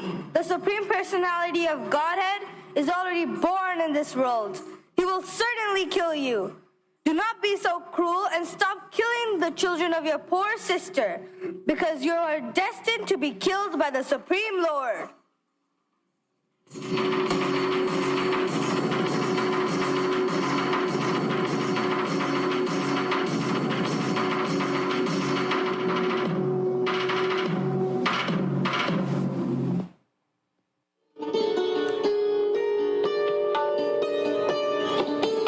In Vrindavan, everyone was blissful on Krishna's birth. Whole Vrindavan was blossoming with beautiful flowers. Everywhere was the sweet sound of birds happily chirping. Rivers were full of fresh water and flowing joyfully. On the other hand, Kamsa was extremely fearful of Krishna's birth.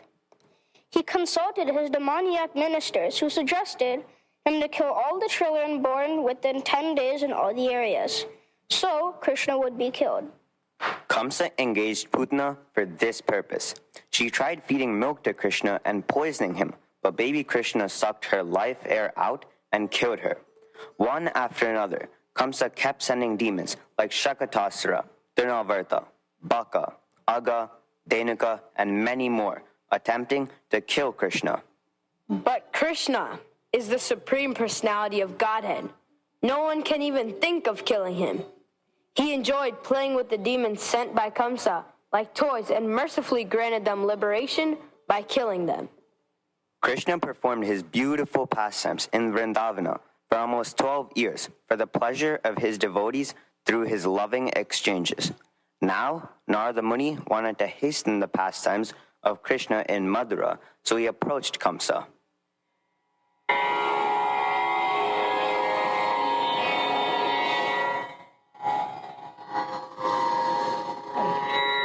Hare Krishna, Hare Krishna, Krishna Krishna, Hare Hare, Hare Ram, Rama Rama, Hare Hare. Oh Kamsa, you are so naive. You do not know anything. I will tell you everything. The seventh child of Devaki, Balarama, is born of Rohini, Vasudev's other wife, and the eighth child of Devaki is Krishna, whom Vasudeva exchanged with the daughter of Yashoda in Vrindavan. These two boys are killing all your men that you were sending to kill Krishna. Vasudev, you cheater! I will kill you right away! Oh Kamsa, don't forget that your real enemies are Krishna and Balaram. they will become the cause of your death, not Vasudeva. Keshi will kill them, but if they are saved, then I will send a Guruji to bring them to Mathura. I will hold a wrestling match in which my mighty wrestlers, Shanur and Mushrik, will fight with them. First, they will have to face Kuvalyapita, the mightiest elephant, at the gate of the arena. He will certainly crush them, but if they make it to the arena, Shanur and Mushrik will kill them. Then, I will kill Vasudeva, all his relatives, and my old father who is so greedy for my kingdom. Finally, I will happily rule the earth. Ha ha ha ha ha ha ha ha ha ha.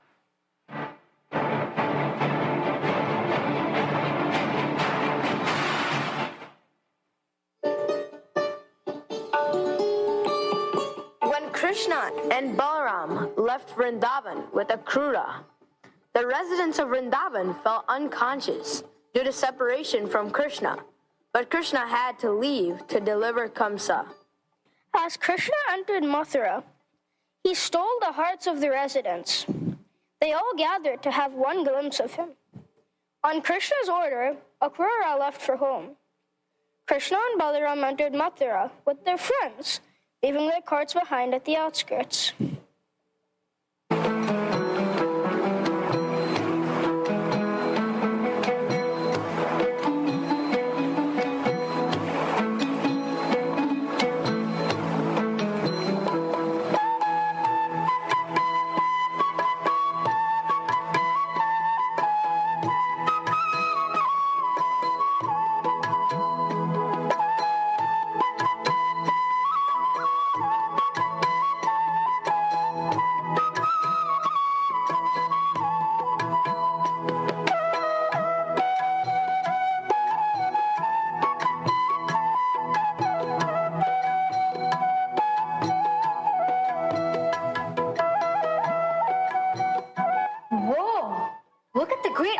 of Mathura.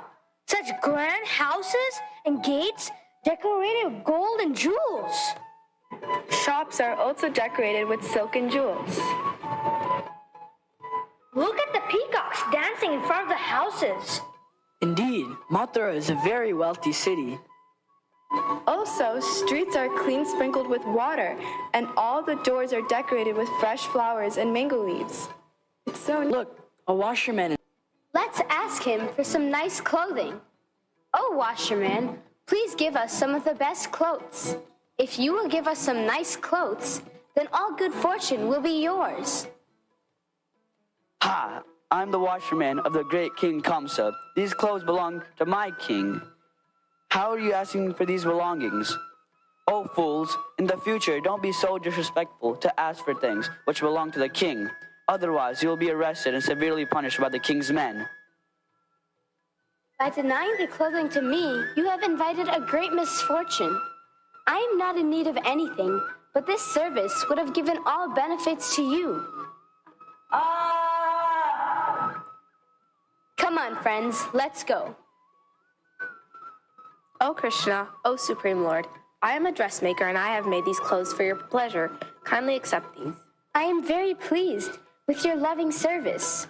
After leaving this body, you will attain a four-handed form like Lord Narayan in Vaikuntha, and as long as you will live, you will enjoy great opulence. Oh, Krishna, look at those beautiful flowers in that florist's basket. Oh, my lord, I am Sudama Florist. Kindly accept these garlands. O Sudama, we are very pleased with your service. Ask for anything and you will get the benediction from us.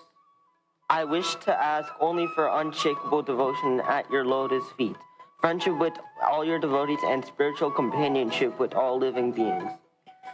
I'm very pleased with your devotion. Along with these benedictions, I also give you long life, fame, beauty, strength, and ever-increasing prosperity. Let's go, Krishna. Oh, look! Hunchback woman is coming our way.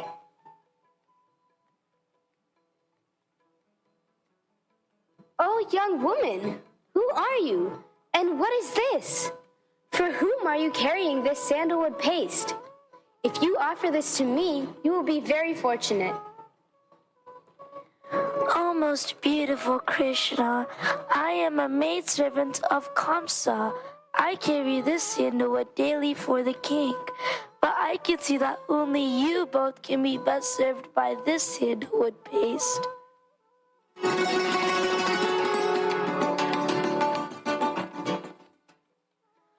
Oh, Krishna, you were so merciful. I only offered you a small amount of sandalwood, and you freed me of all my defects.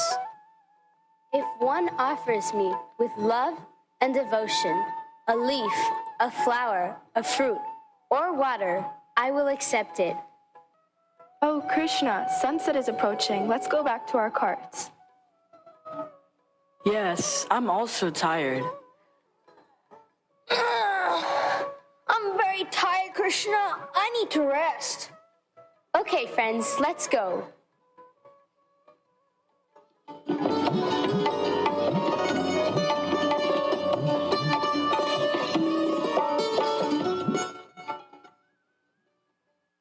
When Krishna returned to his camp, servants offered him milk and delicious food. Then he peacefully took rest. On the other side, Kamsa could not sleep due to extreme fear and kept thinking of Krishna.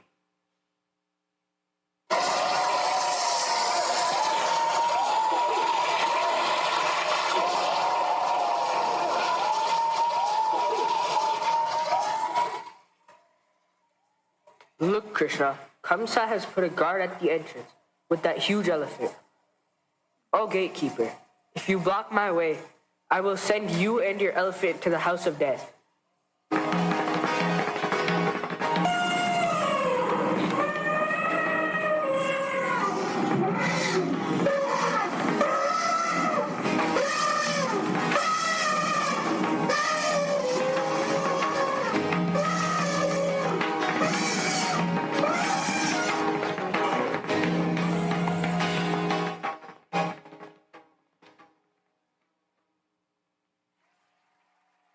Hey, look, Krishna.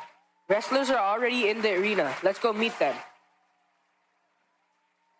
All glories to King Kamsa! All glories to King Kamsa! All glories to King Kamsa! Hi there, Krishna and Balaram. We have heard about your glories. You are great heroes, and therefore the king has invited you. See, all the people desire to see your wrestling abilities. Oh, Chandra and Mushtika, you both are great fighters, and we are not qualified to wrestle with you. Krishna, we both understand that you've already killed Kamsa's demons in Vrindavan and the huge elephant here outside the gate. You are certainly qualified to wrestle with us. Now let us start the match.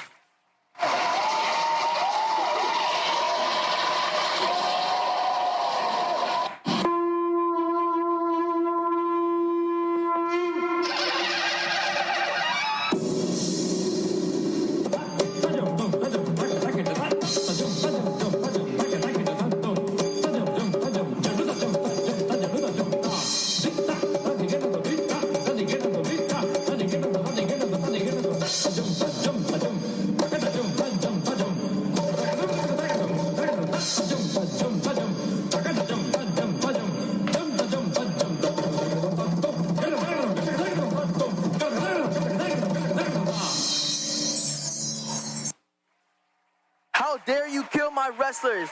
Guards, arrest these two rogues. Throw them out of Mathura. Rob and kill their friends. Seize all property of Nanda and Vasudeva and kill them as well. Kill all associates of Krishna.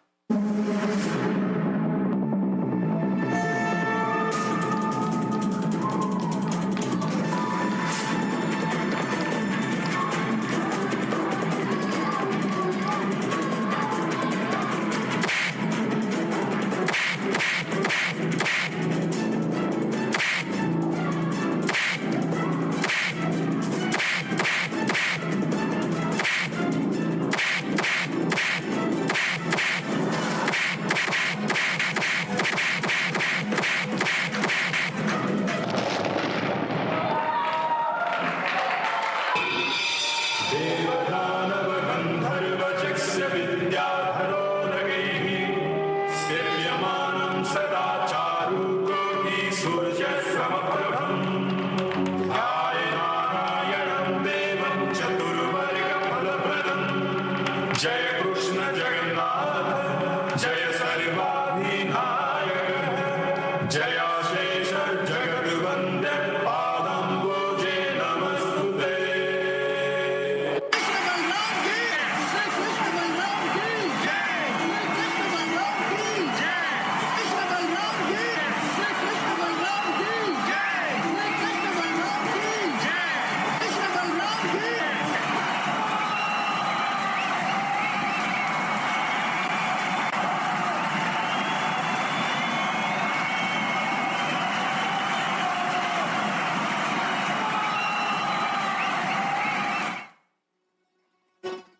Then Krishna and Balaram released Vasudeva and Devaki.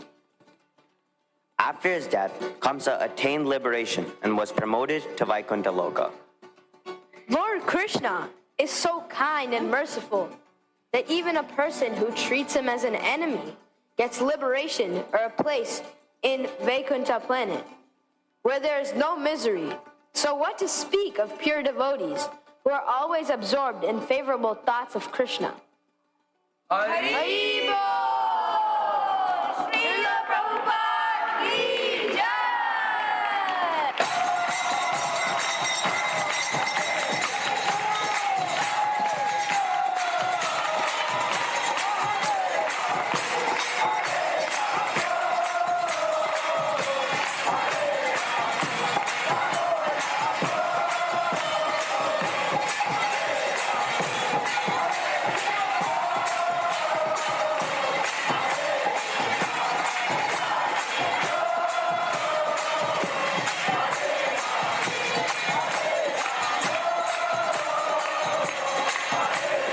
Thank you. Please remember that this was prepared in only 5 days, and that too not like full day dedicated to drama. So I want to introduce our cast. Storytellers played by Adish, Anish, and Abhiram. Take a bow. Sudama Florist played by Krishna Singh. Our cowherd boys, Vishal played by Siona. Ujjwala, played by Govardhan, and Madhumangal, played by Aditya. The tailor, played by Jahnavi. Washerman, played by Arjun. Vasudev was Medha. Devaki was Lali. Our Hunchback Woman and Nardamani, played by Swarit.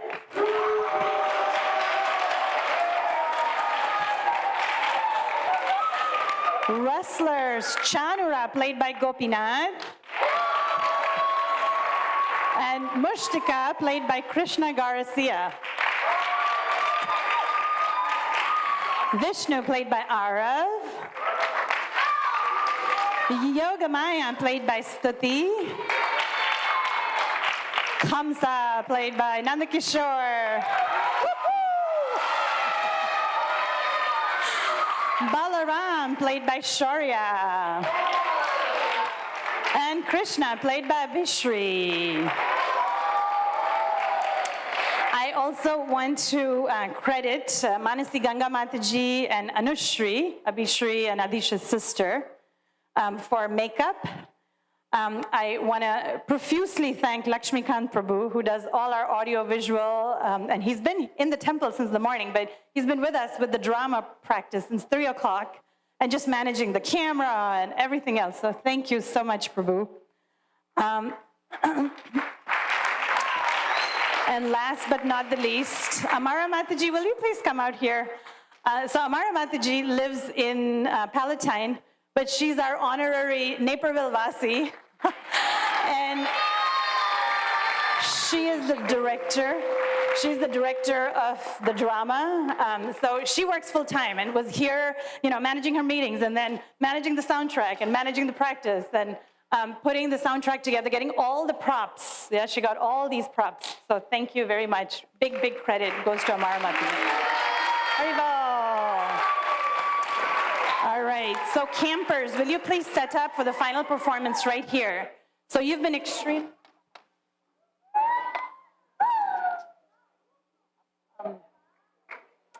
So you've been extremely patient, and we promise you that your patience is really going to pay off now. So this is our grand finale. So please don't leave. Everybody please come this way.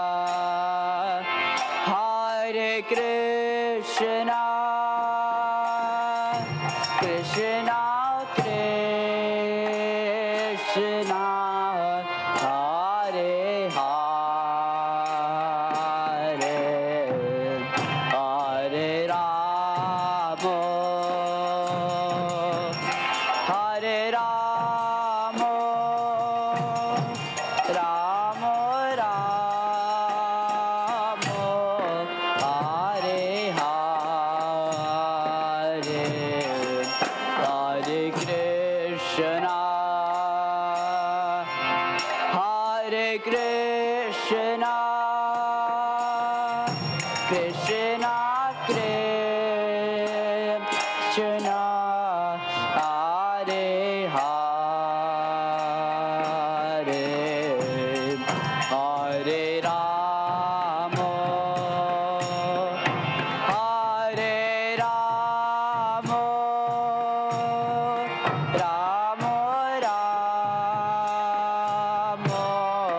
Hare Hare, Hare Krishna, Hare Krishna, Krishna Krishna,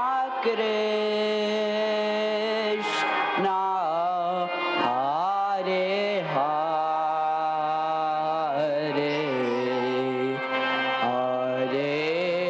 Rama, Hare Rama, Rama Rama, Hare Hare.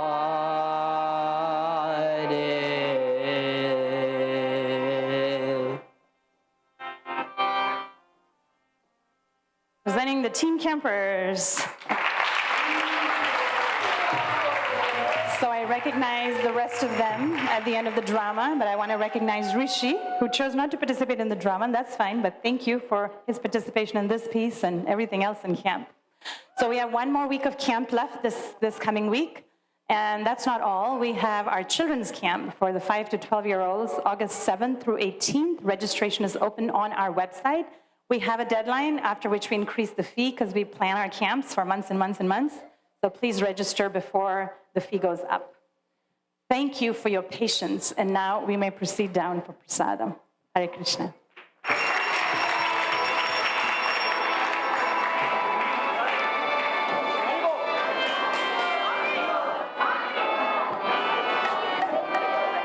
Hare Krishna.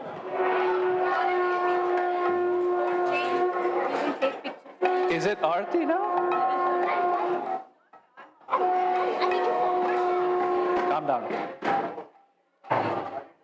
Shri Shri Radha Syamasundar, Shri Shri Radha Madhav ki jai.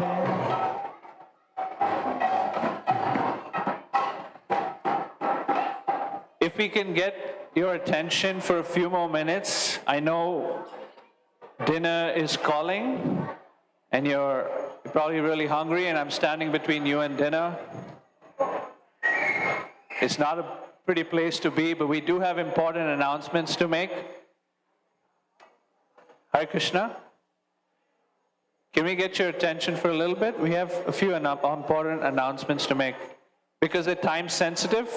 The first thing is Chaitanya Charan Prabhu, who was our esteemed speaker for this evening.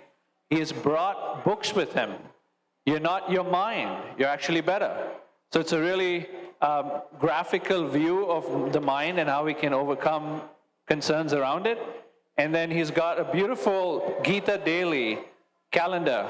At the back there, Gadadhar Chandra Prabhu has a book table. If you'd like to get a copy of either one of them or both of them, you're welcome to get it and maybe even gift it to others if you'd like. Secondly, we have sponsors for today that I'd like to announce. You have them? Okay. So the Sunday program sponsor is Harish Patel Prabhu and family, who are celebrating their son's birthday on 13th June. And they're seeking the devotees' blessing. So let's offer them a big Hare Krishna. Hare Krishna! And then we also have a Sunday feast sponsor by Dr. Brahm Gupta, who is not here. No, he's not here. But let's offer our well-wishing to him and his family who have consistently given a lot of donations and supported the temple. There's Festival of the Holy Name event that's happening from Friday evening, June 29th, June 30th to July 4th. July 4th, it's a long weekend celebration, and so there's going to be a retreat here by His Holiness Romapad Swami, and along with esteemed guests from various places in the United States, including Houston and Cleveland. People are coming all over from the country to be part of that event. Highly recommended. Amrita Keli Mataji will be standing outside with a laptop and ready to register you if you'd like to put a rocket fuel into your spiritual life. And then we have fundraising announcements to make really quick. Haribol. Okay, I'm going to ask a question, not an announcement. What is next Sunday? Can you guys raise your hands? What is next Sunday? I just want you to raise your hands. Come on, what is next Sunday? Father's Day. Father's Day, okay. I thought I'll see more hands for the girls' side. You will give some gifts for your Father's Day, right? Like watch or something. We have a spiritual gift. That is, you can sponsor a brick on your father's name. It will be engraved and kept on the temple grounds for decades and decades. So please contact Madhvi Mataji here or Sandeep Patel Prabhu if you need more information. Thank you. Hare Krishna. Prasadam will be served downstairs.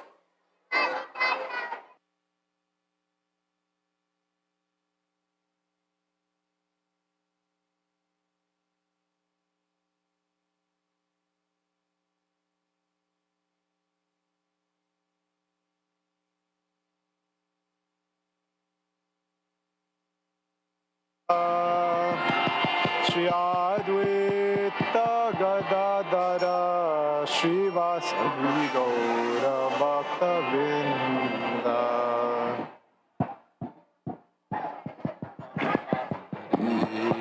Hare Krishna Hare Krishna Krishna Krishna Hare Hare Hare Rama Hare Rama Rama Rama Hare Hare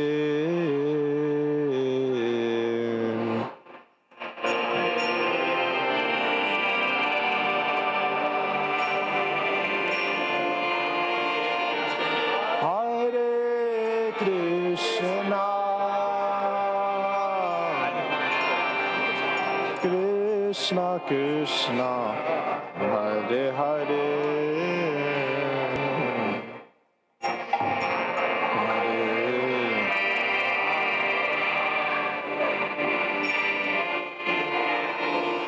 Hare Rama Rama Rama Hare Hare Hare Krishna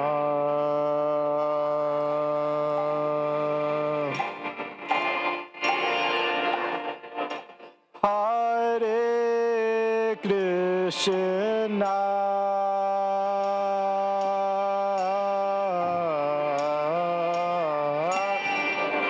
Krishna Krishna Hare Hare Hare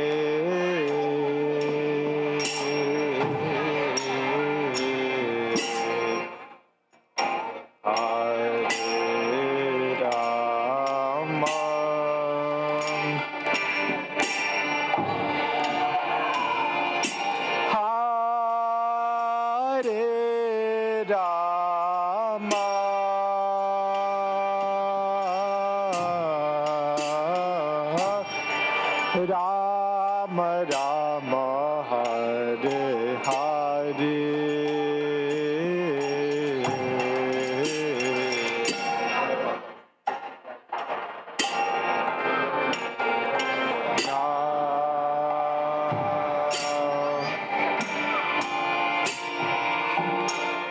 Hare Krishna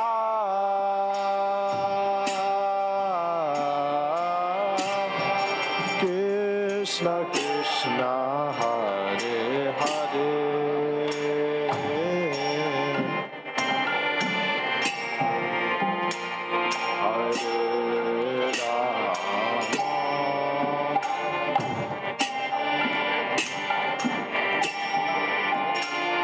Hare Rama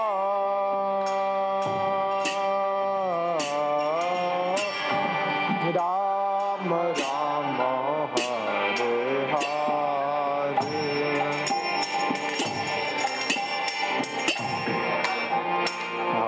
Hare Krishna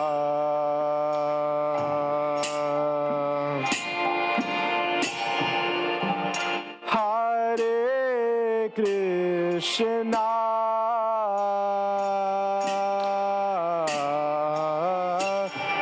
Krishna Krishna Hare Hare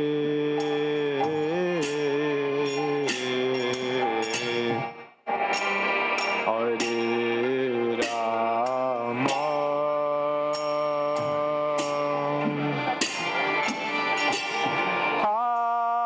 Hare Rama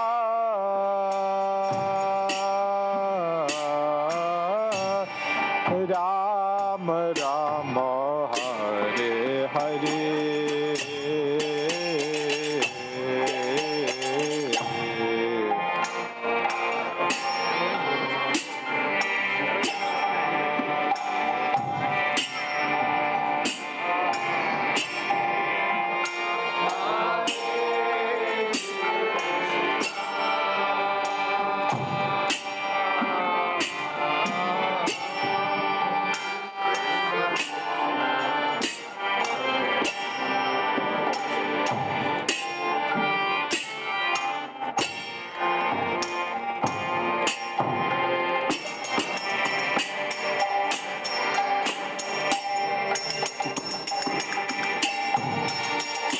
Hare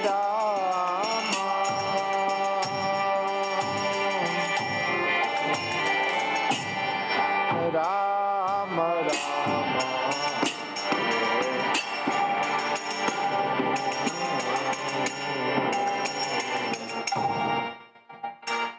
Hare Krishna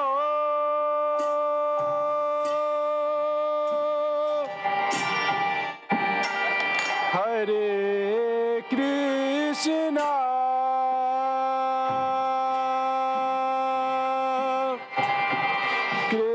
Krishna Krishna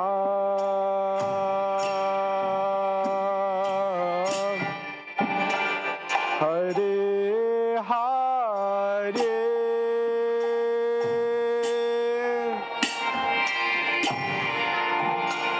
Hare Rama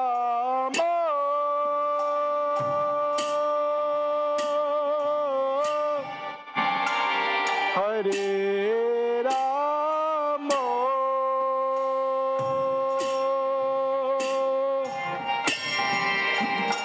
Rama Rama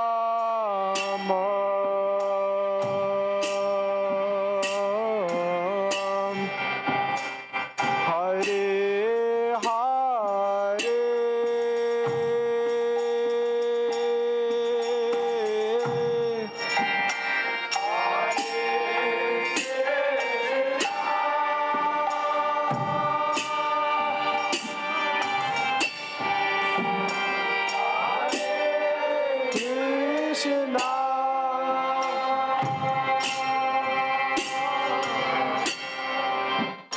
Krishna Krishna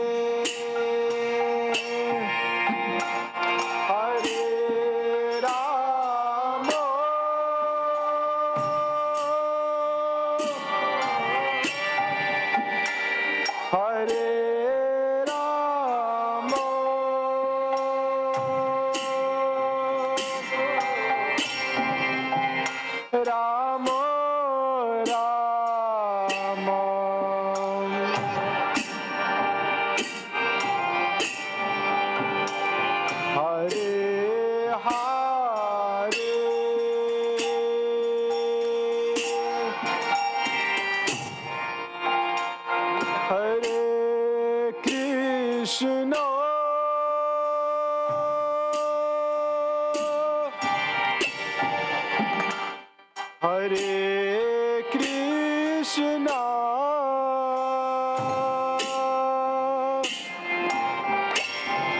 Krishna Krishna,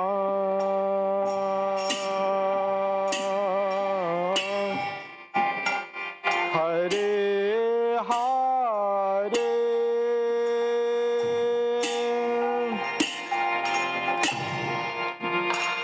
Hare Rama,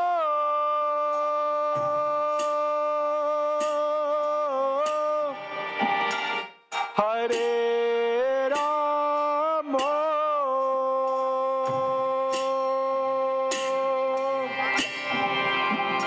Rama Rama,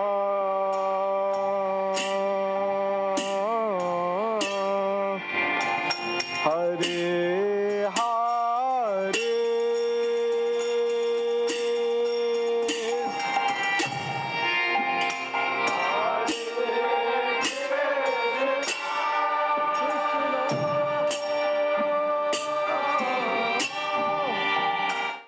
Hare Krishna,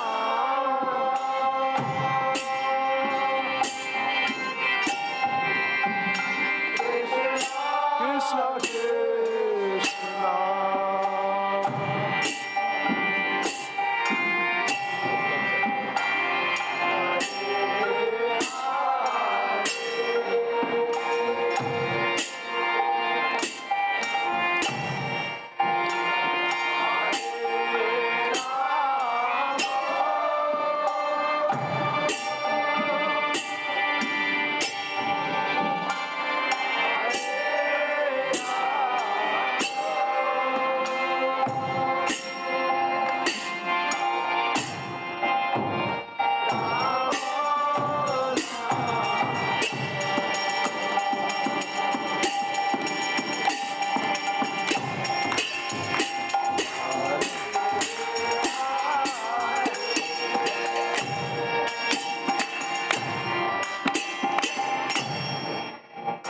Hare Krishna,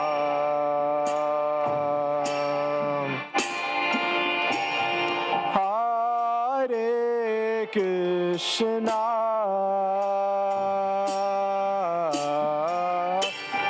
Krishna Krishna, Hare Hare,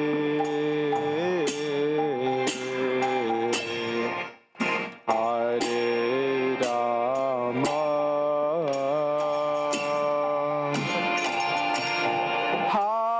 Hare Rama, Rama Rama, Hare Hare.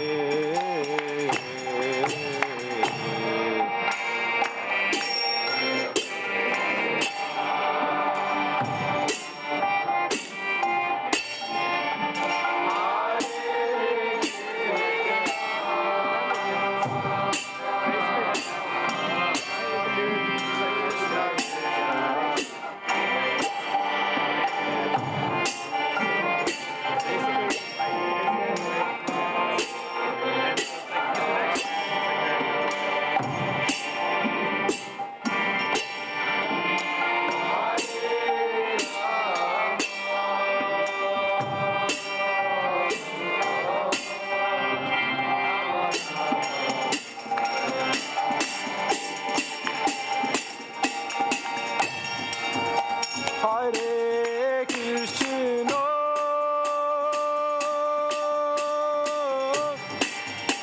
Hare Krishna, Krishna Krishna, Hare Hare,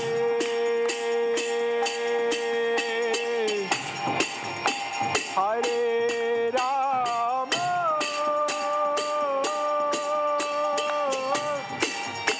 Hare Rama,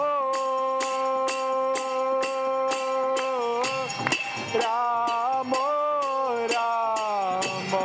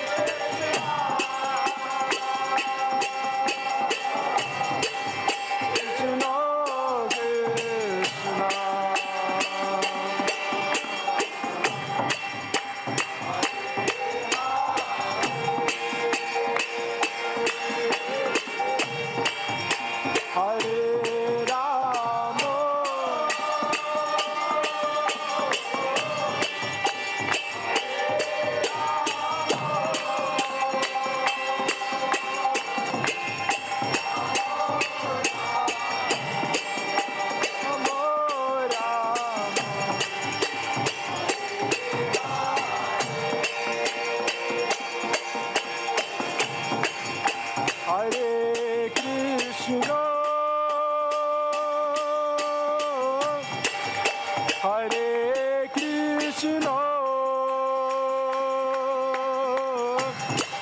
Krishna Krishna, Hare Hare, Hare Rama, Hare Rama, Rama Rama, Hare Hare,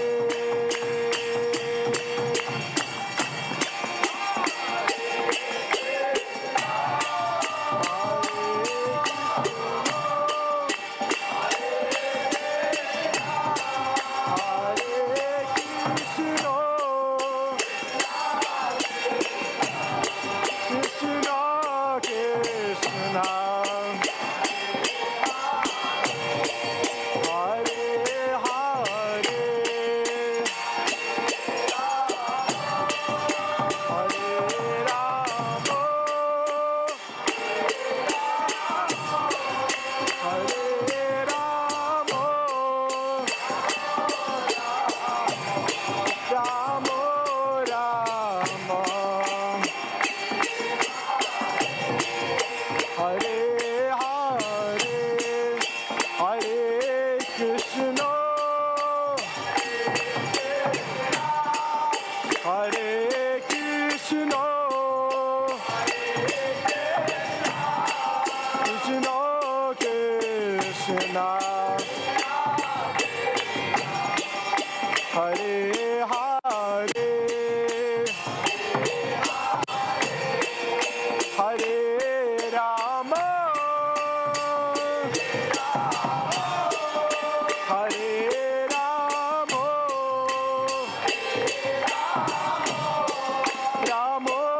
Rama Rama, Hare Hare, Hare Krishna, Hare Krishna, Krishna Krishna, Hare Hare, Hare Rama,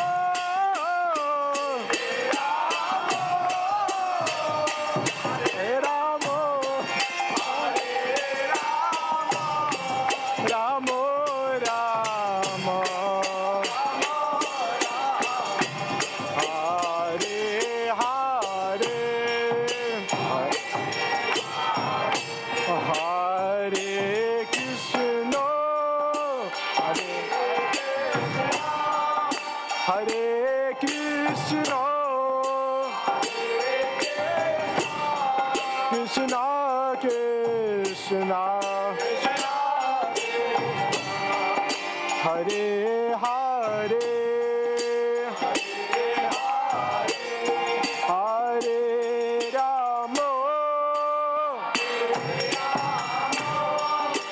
Hare Rama,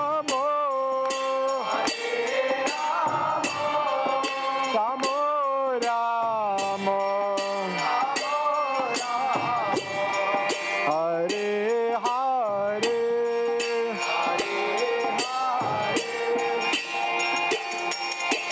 Krishna Hare Krishna, Krishna Krishna, Hare Hare, Hare Rama, Hare Rama,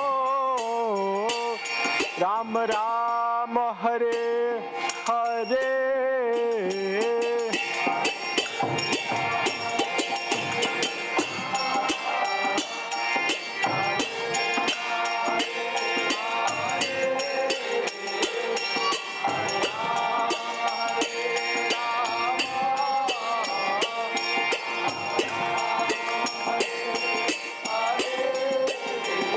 Hare Krishna, Hare Krishna, Krishna Krishna Hare Hare Hare Rama Hare Rama Rama Rama Hare Hare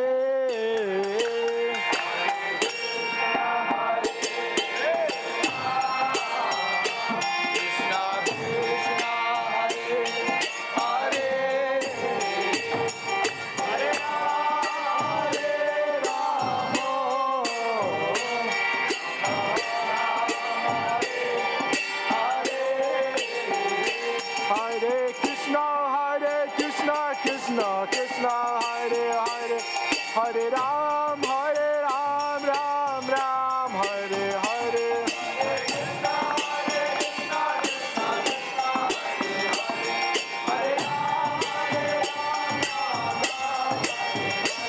Hare Krishna Krishna Krishna Hare Hare Ram Ram Ram Hare Hare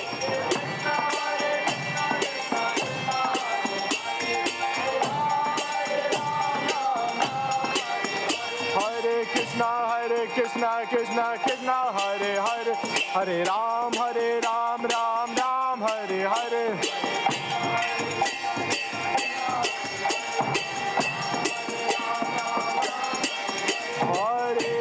Hare Krishna Krishna Krishna Hare Hare Hare Ram Ram Ram Hare Hare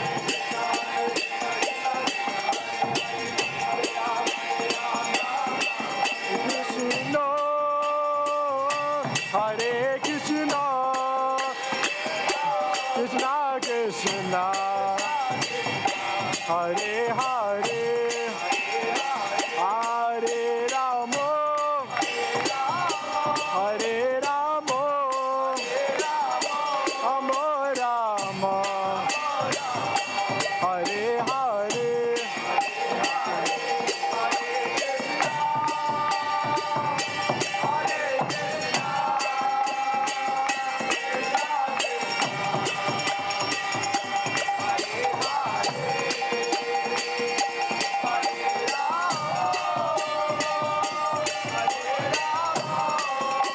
Krishna, Krishna Krishna,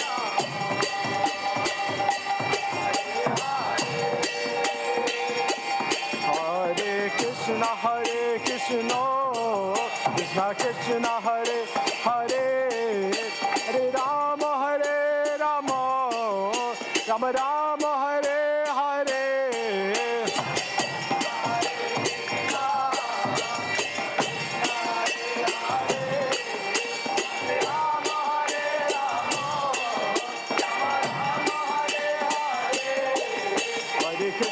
Hare Krishna, Krishna Krishna Hare Hare, Hare Rama, Rama Rama Hare Hare.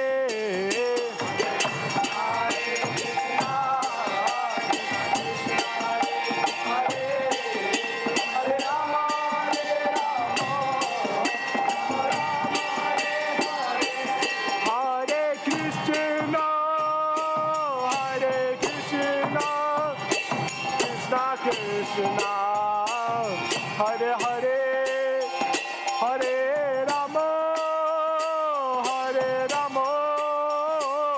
Rama Rama, Hare Hare.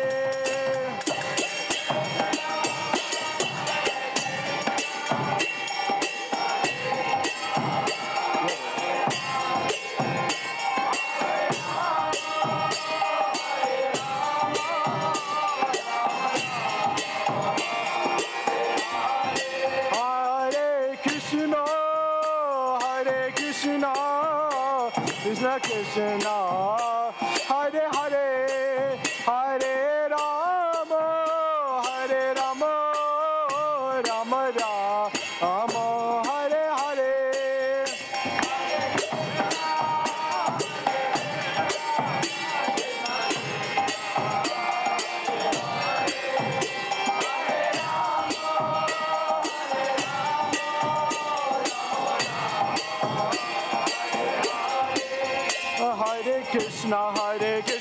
Krishna Krishna Hare Hare Hare Ram Ram Ram Hare Hare Krishna Krishna Krishna Hare Hare Hare Ram Ram Ram Hare Hare Hare Krishna Krishna Krishna Hare Hare Hare Rama Hare Rama Rama Rama Hare Hare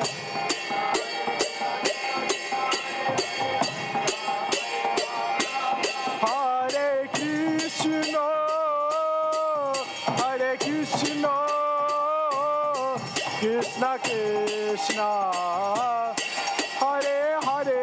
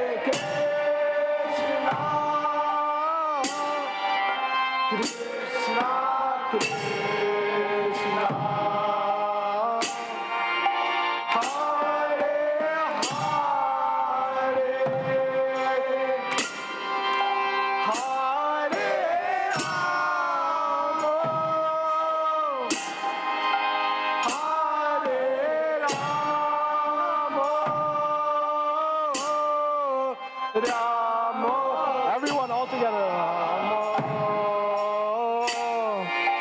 Hare Hare Hare Krishna Hare Krishna Krishna Krishna Hare Hare Hare Rama Hare Rama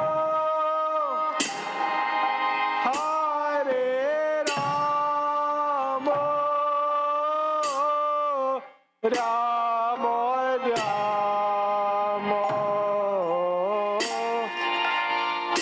Hare Hare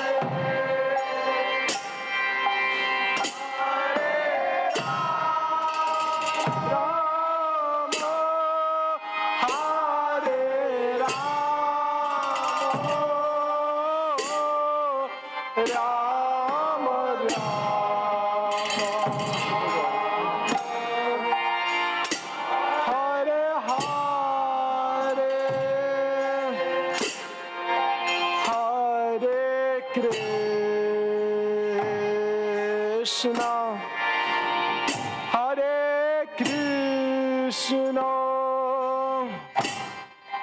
Krishna Krishna Hare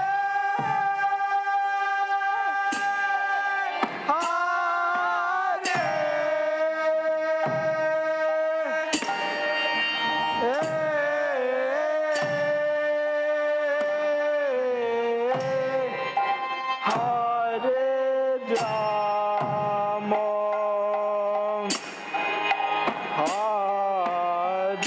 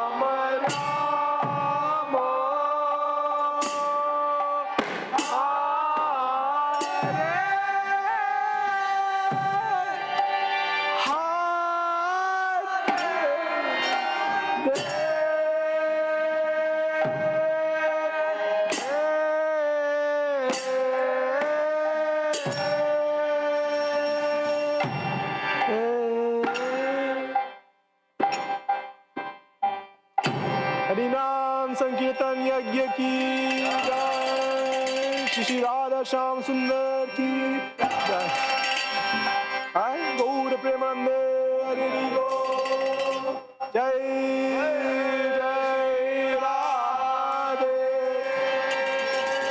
जय जय श्री राधे, जय जय Shri Radhe.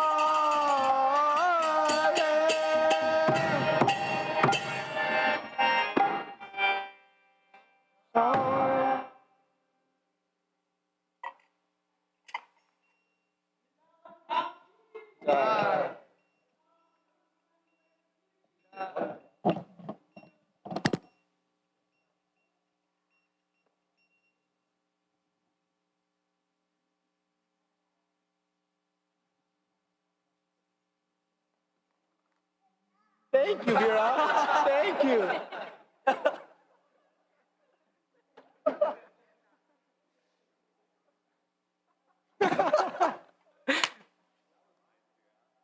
Yeah.